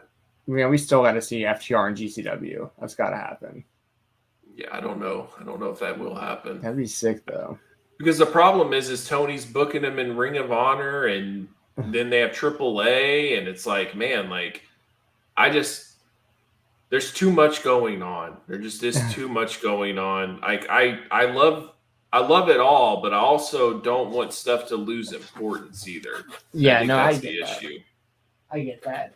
But yeah, but like FTR is still doing like random indies and stuff, even in between everything. Like they're still grinding. Like FTR's really made it pretty not working clear that much. It's just where they're picking and choosing to go, I guess. But yeah, like I think you're about to say they made it pretty clear they're not going to last forever. So. Right. Like, yeah, they basically said as much, that they're gonna, they're basically going to enjoy them while we can, and maybe they're just going to try to knock everything they can off of their bucket list while they got a chance to. I hope they're not done anytime soon, though. I mean, they feel like they're just like in their primes now. So, well, and then like, what do you do? What do you do with like a Punk title reign, right? Because I just can't see him regaining the title and then losing like 3 weeks later to MJF. Like, I just find that hard to believe. So yeah. I don't know how long that goes when it comes to MJF and Punk and all. Like, I feel like Punk needs a lengthy title reign, and then after that, it could be over at any time. Like, I know that he loves it and all, but like, I just don't know how much longer he can physically go. Like, we just saw him break his foot and, off some routine. And he also wasn't able to land the buckshot lariat and all that other stuff. Like, I just don't know physically how long he can go. Yeah, but I agree with you, though, that I think he should get a long title run. But it also shouldn't be at the expense of, like, doing the right thing with MJF when they get him back either. They're going to have to play this smart. A lot of it, I think, rides on MJF. Heel. I mean, I really want him to go heel. I think that'd be great. We need to see CM Punk heel run at some point. The problem is, though, is if he goes heel, what do you do with MJF? Well, depending on how heel they can get CM Punk, I think they can get people to cheer MJF over Punk for that story if that's what they're going for. If MJF comes back with the momentum of like that promo he did and he's getting cheered, and Punk is like simultaneously just like shredding the fans, I mean, people might be like, screw it, like, we hate MJF, but we'd rather see MJF than this asshole. You know what I mean? Like, and maybe we get the fans behind MJF even just long enough to get the title off of Punk, and then maybe he tells the fans to go screw themselves afterwards, or maybe he just, I don't know. The thing is, I think MJF should be a heel. Like, I think he works best as a heel. I love how he lives the gimmick, so on and so forth. But if he comes back and starts getting cheered as a massive baby face, like, that's possible that might start happening when he comes back. He absolutely is going to get cheered when he comes back, but he is the guy that can totally just change course immediately and get people to hate him all over again. And he knows how to do that. So I don't know. I just think, to me, MJF should be that guy that's waiting at the very end of Punk's title reign. So let's say it's been like 8 months or something, and then he has to face MJF again. Like, that's where you drop it. Not, hey, I just came back and I lose again. Like, I don't like it. I agree. I had to go grab a drink real quick, and while I'm grabbing one, you should answer this question here, because for me, so it says, how long can you keep Omega out of the title picture? I think that's probably a big reason why Kenny's coming back when he is, because he can do trios, like, and that keeps him doing something really important without having to be in the title picture at the moment. But Doug, if you want to elaborate on that, I'll be back in just a second. Yeah, sure. And while Steven's away, if you haven't smashed that like button, smash that like button. But I think it's going to be hard, honestly, to take Kenny out of it. Like, I just think that Kenny is he's going to come back. He's going to want to lay low, but I think that he'll be in the title picture pretty soon. So I think, because personally, I think the biggest box office match that you can have is Kenny Omega versus CM Punk. I think that's like, you sell out Wrigley Field for that match. Like, that is the match that draws people in. I think that if you do, like I said, I like the idea of Omega versus MJF if Omega's the one that's like fighting to keep AEW alive and not let MJF destroy AEW. Like, I kind of like that idea, because you got to think of how AEW was formed, and with the EVPs and everything, like, MJF is completely anti that. I think that that's going to be where things definitely go south is if MJF wins the belt and just like almost tries to turn it into like a WWE, like he craps on all the wrestlers, he craps on the mud show part. He totally pulls a Cornette, right? And then who is the most hated by Cornette? It's Kenny Omega, Kenny Olivier, right? So then Kenny Omega would come to defend the honor of AEW. And I think that that could be a very meaningful, good storyline that they could do. And I think it would both elevate them because I think Kenny is one of the biggest names in AEW, and I think MJF is as well. And I think it would be kind of similar to CM Punk, Kenny Omega, or CM Punk and MJF, but just with Kenny Omega. So I like that idea as well. And I also think, man, at some point, Adam Cole has to win the belt. Adam Cole has to win the belt. He is I am a little bothered by how skinny Cole is. Like, and I know he's been getting crap being the body guy, and then, like, he's never been a big, bulky guy. But to me, he's about as skinny as I've ever seen him. And I just think that it looks off if he would be the champion. I think that he needs to put on some size, just a little bit, not a ton, but something. And I think Kenny and Cole have so much history, from kicking him out of the Bullet Club to trying to kill him on PT and all that stuff. I think that is a substantial feud that needs to happen as well. So I would say that my next champions that I'm eyeing is Omega, Adam Cole, MJF, Bryan Danielson. Like, those are the ones that I think need titles, and those are the ones that I think should be in the title picture. And I have no clue what you do with Wardlow. I almost personally would rather have Wardlow go to WWE, especially knowing that Triple H would know how to use him, and they could use a guy like that. I think that like a Wardlow and Roman Reigns built up match could be huge. And I just think there's more benefits for someone like a Wardlow in WWE than there is in AEW, because I feel like AEW has branded itself as more of the smart mark wrestling match company. And I just don't know where Wardlow fits in that. Like, I think he can definitely contribute, but I just have a hard time of him being like the guy, because I feel like if he is the guy, then we're becoming more like the WWE and losing that AEW identity. Yeah, I know what you mean. I feel the same way you do about Wardlow. Like, I think he's done a good job, and I think he's gotten very over. And like, none of the criticism that I would have towards him is his fault at all. Like, I think he's actually overperformed in like the situations he's needed to. Like, he's not doing anything wrong.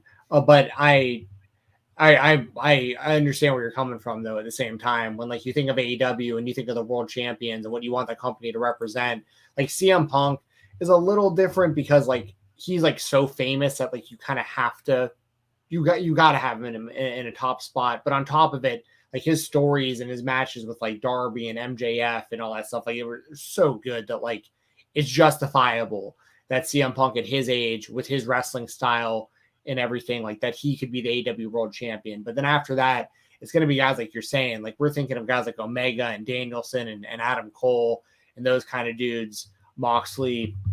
And like those are all very different performers than and MJF as well. Those are all very different performers than Wardlow is. I think it's going to be really cool too, because I haven't really thought about this too much, but once we do start seeing more AEW guys going over to WWE, like you were saying, if Wardlow was to go to WWE, I think he'd be a great fit there as well.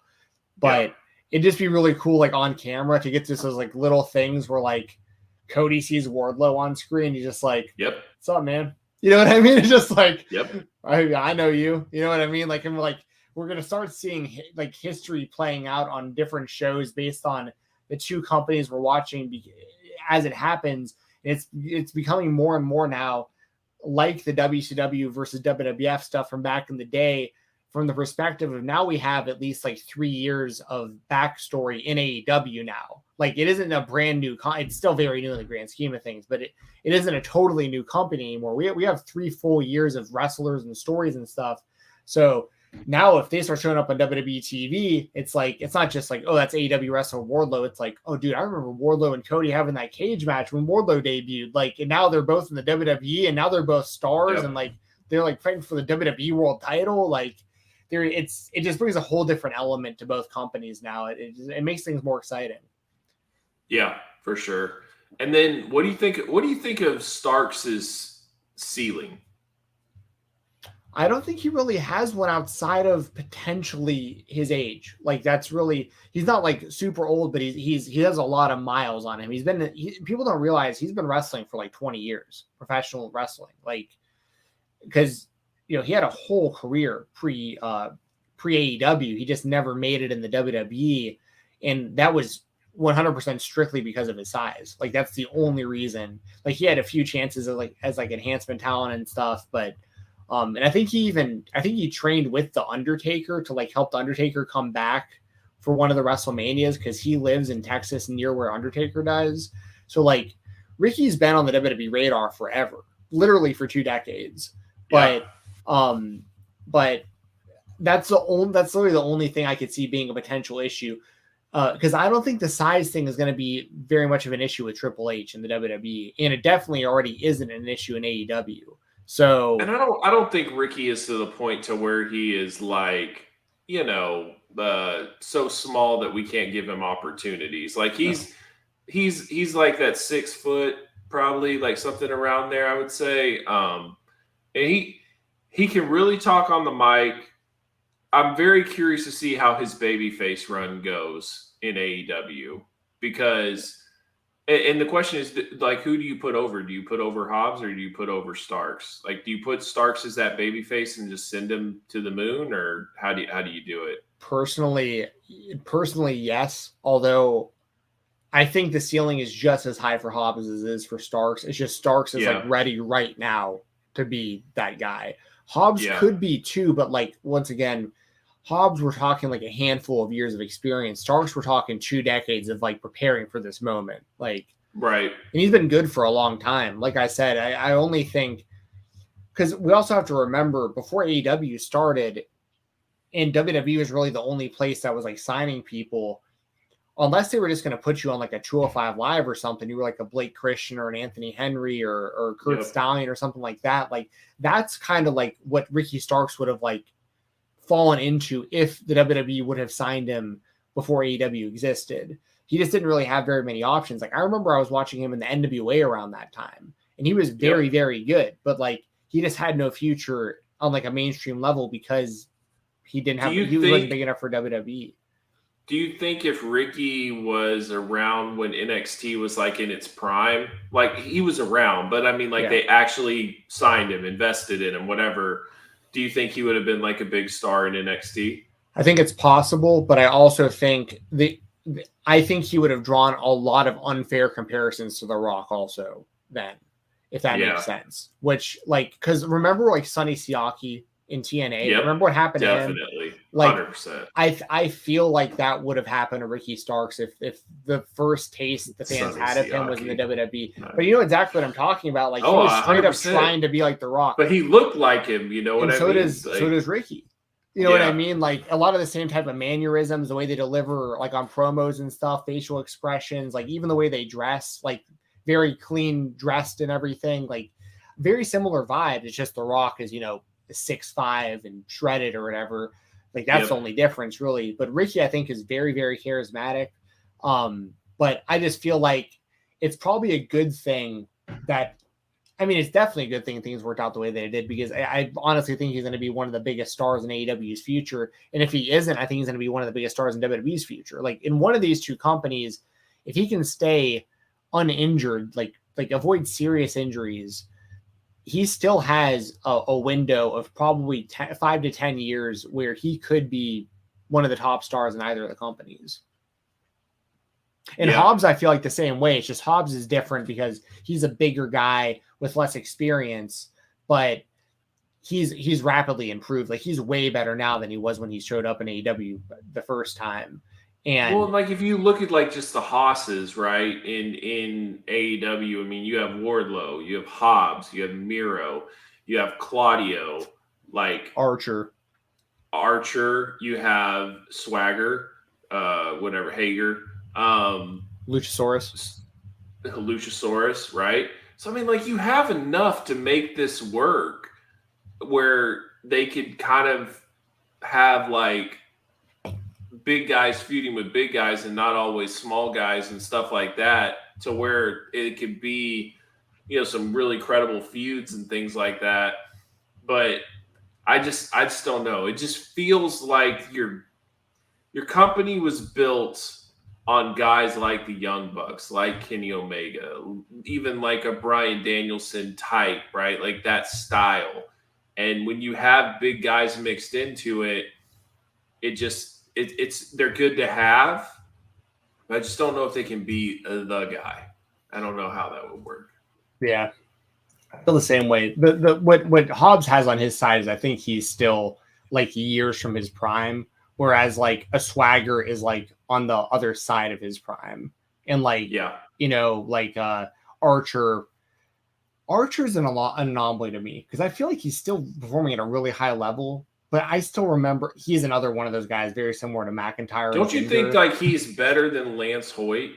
Well, that's what I was about to say. Lance Hoyt never really stood out. Like I remember he could do like a moonsault at his height or something, and I was like, well, that's kind of impressive. But like I never would have thought that he turned out to be what he is. And it's funny too, because like Bill, he wouldn't even give a second look to him. He's like, dude, that's Lance Hoyt. Like, that's garbage. Like, but then like after a while, he's like, man, like he's gotten a lot better. You know what I mean? So remember he got that good dose of New Japan.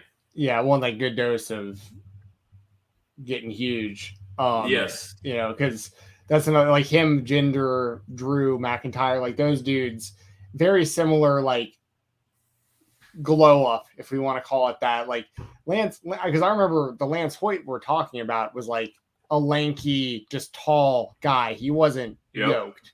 And he always looked a little strange with that giant tramp stamp. I'm not gonna lie. Like I remember that being kind of weird. Not judging anybody. Like you do you. I'm just saying I remember it looking strange because now he has it like covered up with like something probably didn't have the effect that he wanted it to have. That's right. All I'll say. Right. So, I think he's like covered it up since he has some like I don't know. I'm not here to judge people's tattoos. I'm just saying he looks completely different physically than he did back then. But I remember WWE had him at one point and they just called him Vance Archer on ECW. Remember? And that was also before he really like after that. He really got swole. And now he's doing great ever since. So yeah, I gotta watch him and Okada. I was there for him and Moxley in Dallas when he won the US title from Moxley in a Texas Death Match. It was awesome. I was there. And you beat Moxley, right? Yeah, like, that was huge. Beat Moxley for the US title in Dallas, his hometown. So it was dope. And then I was there when he beat Ospreay at the G1 in Dallas. So I've seen him a couple times, met him. He's a cool guy. Like, it was nothing but respect for him. I just don't know. He's got to be 40 something, right? Like 40, 43, 44. I'll look it up, but yeah, he has to be. I still remember him coming out with Jimmy Rave and playing Guitar Hero. R.I.P. Jimmy Rave. He lived like right up the street from me, man. Like that was a real sad. That was a real sad thing. He got really bad at the end. But he had actually.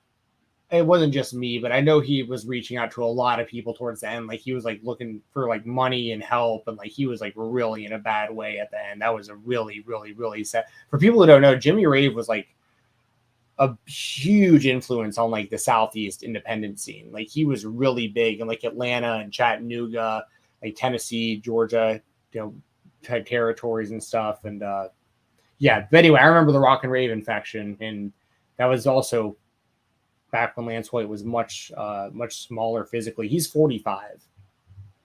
Wow. Yeah, so you kind of got to be careful with what you do there, and so I like just picking and choosing spots for him to pop up and not necessarily being like a regular. Like I think it's cool that he gets to go to Japan, kind of compete in the G1, and then he can come to AEW, have a feud here or there, and then go off somewhere else or something like that. Like I think that's more so what he's going to be good at. Yeah, we got another super chat. Yes. Your favorite. He's the one that hates Moxley. Yeah, well, thank you, we sir. appreciate it. Yeah, for sure. Yeah, absolutely. We can all have our opinions. Looking at the WWE versus WCW Rivals episode, Wardlow is a more skilled Goldberg. AEW signing WWE guys is like the reunited Monday Night Wars. I wonder if Khan learned from WCW's mistakes. This is the thing I think Tony's talking about. This is the thing is like, imagine watching that live and imagine being a fan and being like frustrated or happy one way or the other, but you remember how you felt. And then now you get to run it. Like now you get to do it. Yeah, so it's like, it's not just about like, well, they told me what it was like here or there. It's like, no, like you remember what it was like when you were in 7th grade and this happened and you went to talk to your buddies about it or whatever the case may be. Or like you were frustrated because the young guys didn't get pushed and all they did was push the old guys or, you know, whatever the case may be. So I think one of the traps that Tony kind of fell for, but I don't blame him, is especially if you listen to Jericho. Like I remember when Jericho was with AEW and he was like, we need like 6 guys, 6 top level main event guys, and the rest is just kind of whatever. We don't need to sign a bunch of guys and all that stuff. And now it's like, okay, we got 32 main event level guys. You know what I mean? So it's definitely kind of gone on the wayside. But I think it was just such a weird circumstance, and it would have never happened if there wasn't the pandemic. And I mean, WWE released over like, I think it was damn near like 200 wrestlers within 3-year period or something like that. Like insane amount of wrestlers released. ROH goes under. NXT decides that they're going to rebrand and no longer need talented wrestlers anymore. Like it was just such a weird time that I think he just basically couldn't help himself and he signed everybody he could. But I think the smart thing is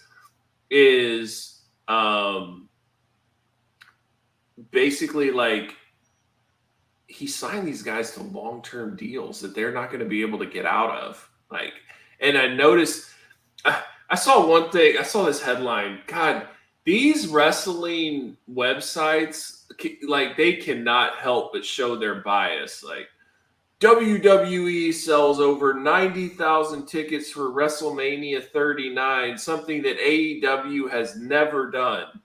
When did AEW try to sell out a 90,000 seat venue? Like, right. Shut up. Like, so stupid.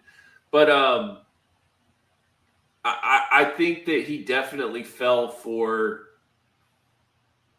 unbelievable opportunity that to the point to now that he signed all these guys and he doesn't have enough room for them and just trying to figure out what he can do. And I think buying ROH allowed him some of that to where he can kind of put guys on that show as well. But it really just depends on what ROH's future is. There's just a lot of stuff up in the air. That's what makes this era of wrestling right now so interesting, is like, really, how is a Triple H WWE going to be ran? And what is the future of AEW and their TV contracts and ROH? And there's just a lot of stuff that we just don't know. And we're going to see it play out in live action. And I think both companies are going to get wins. I think both companies are going to get signings where it's like, wow, that's a big signing for them. That's good. It's not going to be this one-sided beatdown of just taking advantage of a situation like AEW was able to do. WWE is about to get theirs, and Cody was the start of that. Like, Cody was a real sign of things to come. And then with Vince leaving, and now WWE having Triple H, and Triple H having such a good relationship with so many talent and able, like, Sasha Banks was likely going to be in AEW, and now that's not happening. You know what I mean? There's definitely going to be stuff, and probably Cross would eventually shown up in AEW or, something like that. Like, we just don't know. So I think that's really the big difference. Yeah. Yeah, no, I'd agree with all that for sure. Best time to be a wrestling fan. Where's Bill? Hey, what's up, man? Bill here. Don't recognize me?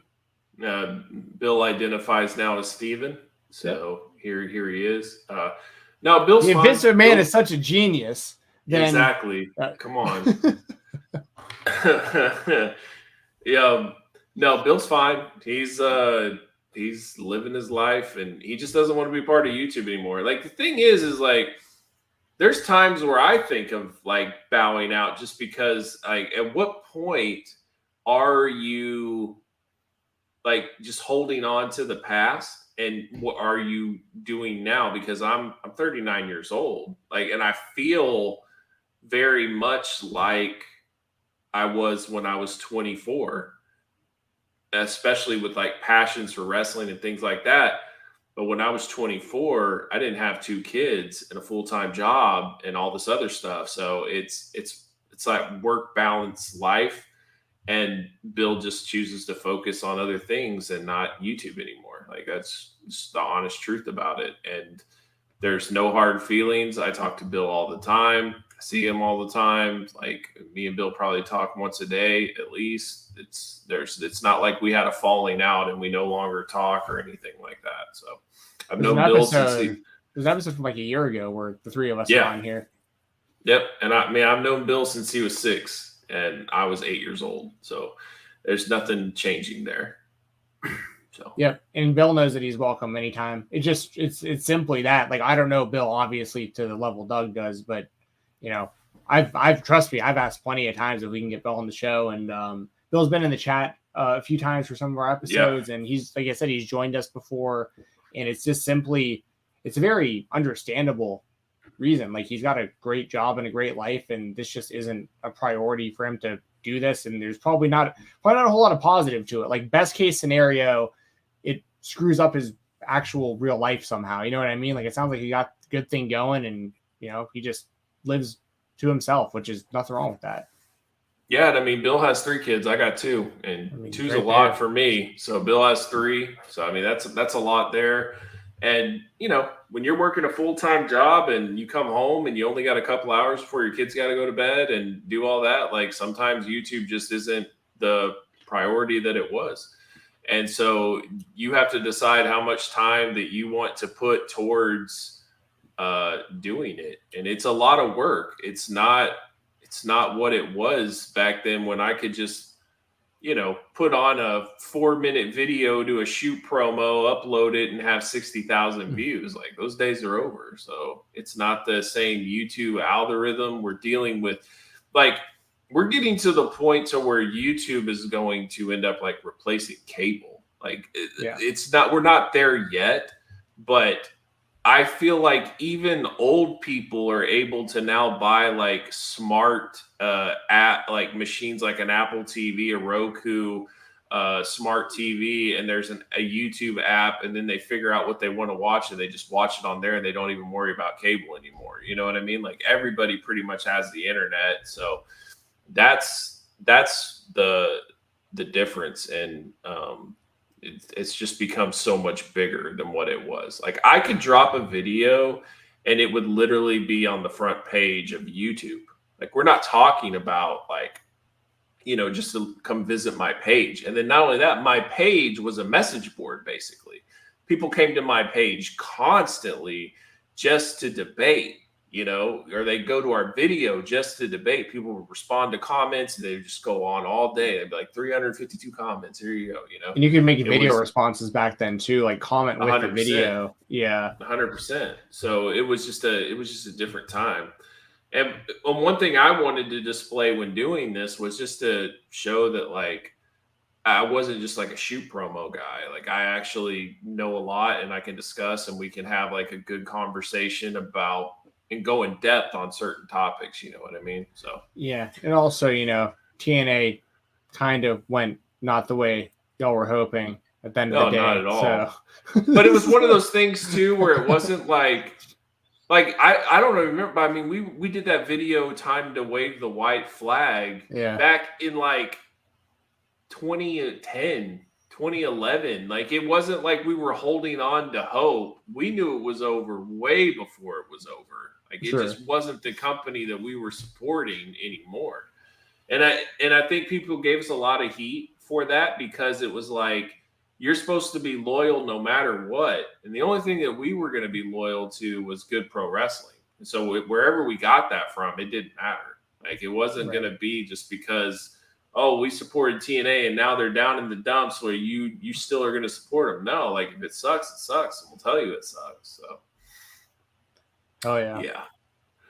Let's get into the UFC real quick, get our predictions out there, and then we can bounce. Yep. Let me pull the card up real quick. We'll probably mainly just talk the main event, but let me see what else we got on here. So yes, UFC 278 is this weekend. Everybody wish me good luck. Hope that I win more money this weekend. Allegedly, hypothetically, anyone who's listening to this, legalize sports betting in Georgia. It's insane. Also in Texas. Please. I know Doug isn't. Yes. I don't. Yeah, I guess you would probably be interested in that too. Yeah. Oh, definitely. Yeah, definitely. It's so much easier than to like allegedly contact someone and say, "Hey, what do you think about this?" And allegedly going back and forth and all that stuff when you could just literally log in your phone, have an account, like put $5 down, or you're literally live during the round and you're like, oh, this dude is about to get finished. Let me go ahead and put a bet down that he gets finished in the next round, or, you can't really do that when you're, talking to somebody. So exactly. And it's kind of like, I do feel a little bad when I send the picks allegedly over to somebody and they make the picks for me. Like this past weekend, I sent them over $60 and they have to send me back 500. I'm just like, appreciate it. You know what I mean? Like, you're just doing me a favor by placing the bets. Like I always try to throw a couple bucks or whatever, but it's also like, I don't know what's fair and what isn't. I'm hoping that the people that I'm sending these to are also making their own bets on my recommendations and they're also winning money.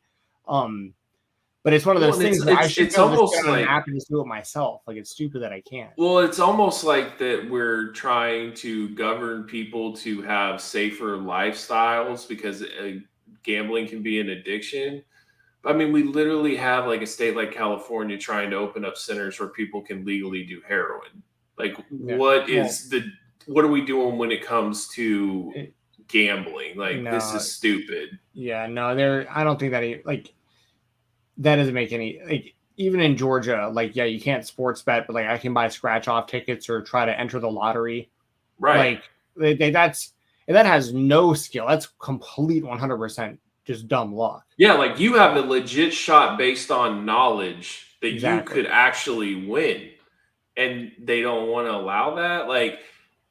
And the thing is too, is could you imagine when they're going over, it's 11 o'clock for me. Noon is when the games start on Sunday for football, and they're going over the betting lines for each game, and going over even in fantasy, top performers, you could bet this. So Jonathan Taylor right now is minus 3,000 because he's going up against this crappy defense or whatever the case may be.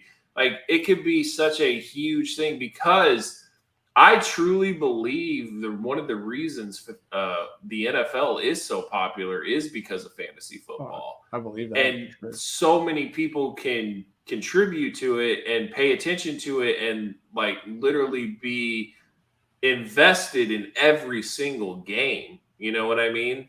And so if you added gambling being legal and just being able to drop bet here or there, I think it would be huge. I don't get I could understand if they had to deal with Vegas, and Vegas was literally the only place you could do this, but now it's starting to be so spread out that it's come on, everywhere needs to do this. Yeah. I will allegedly be betting on every single Minnesota Vikings game this season for sure. But and I already got it out there for them to win the Super Bowl. I took them in the in the off season. at I think the thing that's so wild about this year is literally anyone can win in the NFC. Like the NFC is really weak. There's not a lot of strong contenders. So if you are a good team, you have a damn good shot at going all the way. Yeah. Man, I wish I lived in a state where I could just do that.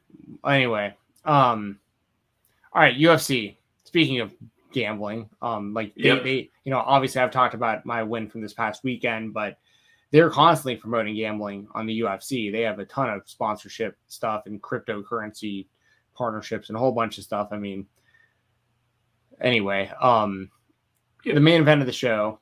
Oh, so we got I don't know if you can get rid of that. Nice. Bot. The main event of this weekend's UFC show, UFC 278, is a welterweight title fight. It's a rematch. Kamaru Usman defending the title against Leon Edwards. Edwards lost to Usman the first time they fought, which was years back before Usman was the champion. I'm interested to look at the lines for this on Friday night is probably when I'll probably start putting that together. I'm interested in Usman or in Edwards. I think he's gonna if Edwards is a big enough underdog, I might roll with him on some parlays just to put it out there. But Usman's more well-rounded. He's a way better wrestler. He's got really good hands now. He's improved drastically. So is Edwards, but so is Usman. So I think the smart bet is Usman. I just don't know how motivated Usman is at this point. That's my biggest concern. I feel like that he is just okay, my next challenger. He has that championship mode now where it doesn't seem like he's super motivated to prove people wrong or everything. Dana's already talking about him being in line as a GOAT. I think it's all getting to his head. He wanted to fight Canelo, for Christ's sakes. I just think that he is now at the point to where he probably could be taking opponents lightly. And I think a guy like Leon Edwards is not a guy you want to take lightly. I still favor Usman. I think he has way more power. I think that his wrestling is better. I think Leon Edwards has gotten better since their rematch. I think Leon Edwards is not going to fall for a crappy takedown or something like that. Usman's going to have to bring it, but I still think that Usman is the better fighter, so I'm going to lean towards Usman winning. I agree. I think that Usman is going to be able to hold his own standing more than what people think, but if he has any doubts in the stand-up, he'll just take Edwards down. I'm going to take Usman as well. So right now, Usman is minus 400 and Edwards is plus 296. But what I'd be looking at is for Edwards to get a finish in a certain round by a certain method. I'd try to weigh out how insane of an idea. If Edwards in the fourth round by TKO. Do you see what those odds are? Because that's probably plus 2,000 or 3,000 or something, I would guess. Oh, for sure. And if that were to hit along with if Edwards were to win, how would you think he would win? TKO? Probably by points would be tough because I feel like Usman will have the advantage wrestling big time. So yeah, probably by point. Well, actually, probably by TKO. I feel like he can be caught. I think that's possible. Edwards just doesn't stop a lot of people. That's the problem. Edwards is a bad match. Usman's a really bad matchup for Edwards. I think whatever Leon Edwards does, Usman does better. Yeah. But I would say if there's a fourth round TKO type thing, fourth or fifth round, sometimes there's those double combos. But where you can win real money, and it gets more and more unlikely. But that's how I've been successful with some of these. Is if you bet that and that hit, and you also took Jose Aldo in the second round over Davish Valley or something. If both of those hit, you're looking at a $5 to win. Probably a couple grand type scenario. I mean, but I don't think it will be smart to put money on Leon Edwards. I'm going to make that clear. I think Kamaru Usman is who is going to win this fight. But if I'm going to bet on Edwards, it's going to be for a round combo type thing. I want to give a shout out to Shido Vera. That's a good call 49ers fan to bring that up. Big Impressive. head kick, big head kick win over Dominic Cruz this past weekend. And I think it makes his stock rise too, because a lot of people gave him flack that he didn't technically beat O'Malley. But I think now people are leaning towards that he would have beat O'Malley regardless. So I think that is, I think, number one contender at this point. Well, the best thing that could happen for him would be O'Malley beating Jan, because if that happens, then Cheeto has the right to fight O'Malley again, and the story and everything. Yeah. So I don't know if number one contender, but like if not, he's right on the cusp of it. If O'Malley beats Jan, O'Malley's the number one contender. For sure. But Cheeto has the win over O'Malley, so like Cheeto's already done enough that I'd consider him to, I'm fine with him getting a title shot, but there's also other guys he could fight. Would you do Cheeto straight to a title if Jan beat O'Malley and not do Cheeto and Jan for the number one contendership, and then Jan would be the next number one contender after that? So if Jan beat O'Malley, you wouldn't want to do the rematch between Jan and Sterling? Is that what you're saying? No, I wouldn't. Do Cheeto and Sterling instead? Cheeto and Sterling, and then Jan would face the winner of that if that was happening. And who's knows? I mean, maybe TJ ends up winning and beats Sterling. So right, I forgot that fight was official or is going to happen. Yeah, because I honestly think TJ is going to beat Sterling. Yeah. So, either way, or Cheeto maybe has to fight the loser of that. Like he's got to fight. I mean, it all depends on what happens with O'Malley and Jan. So yeah, but Cheeto's put himself in a great position because he beat Frankie Edgar before that, right? I think it was Edgar, and then he just head kicked Dominic Cruz. That was super impressive. Also on UFC 278, we have Paulo Costa and Luke Rockhold. I'm hoping for a double knockout on this one. I think that'd be pretty sick. Dude, if you haven't watched the Countdown show, and I know you don't like Luke Rockhold, so cringe. Oh my God! Like, I'm going to be the best ever. I'm gonna win the title. Like, I saw that. And he's like in heavy training mode, good shape. He's training with Jason Perillo as his boxing coach. It's interesting though, because I don't know what would happen if it hit the ground. Like, I know Paulo Costa does train the ground, but I mean, Luke is really good on the ground. But I just don't see the way that Luke can win this fight. I think Costa's going to win. Who's Luke training with? Is it still like DC and no? I'm about to say, because I know Velasquez obviously isn't. But that was he's not training at AKA at all anymore. He's training out like in God, where is Arizona? It's another part of California. No, it's another part of California. But it's like that RVCA gym with Jason Perillo where it's like all white. Like Tito's trained there and multiple people train there. So he's training there. I mean, he looks in really good shape as always. He's a shredded guy. He's in really good shape. I mean, we'll see what happens. But he's always left his chin out there. Paulo Costa hits really hard. I just think eventually he's going to land and connect. If you want to do a prop bet, I would definitely put a prop bet on Paulo Costa with a KO, TKO, probably the first round. I don't think that it'll go the second round. Yeah, I'm taking Costa by knockout early as well. I definitely won't bet on Luke Rockhold regardless. And Costa's lost my respect massively ever since the title shot that he had against Israel Adesanya. That the way he responded after that and all that just wasn't. Anyway, but yeah, I will take Paulo Costa over Luke Rockhold.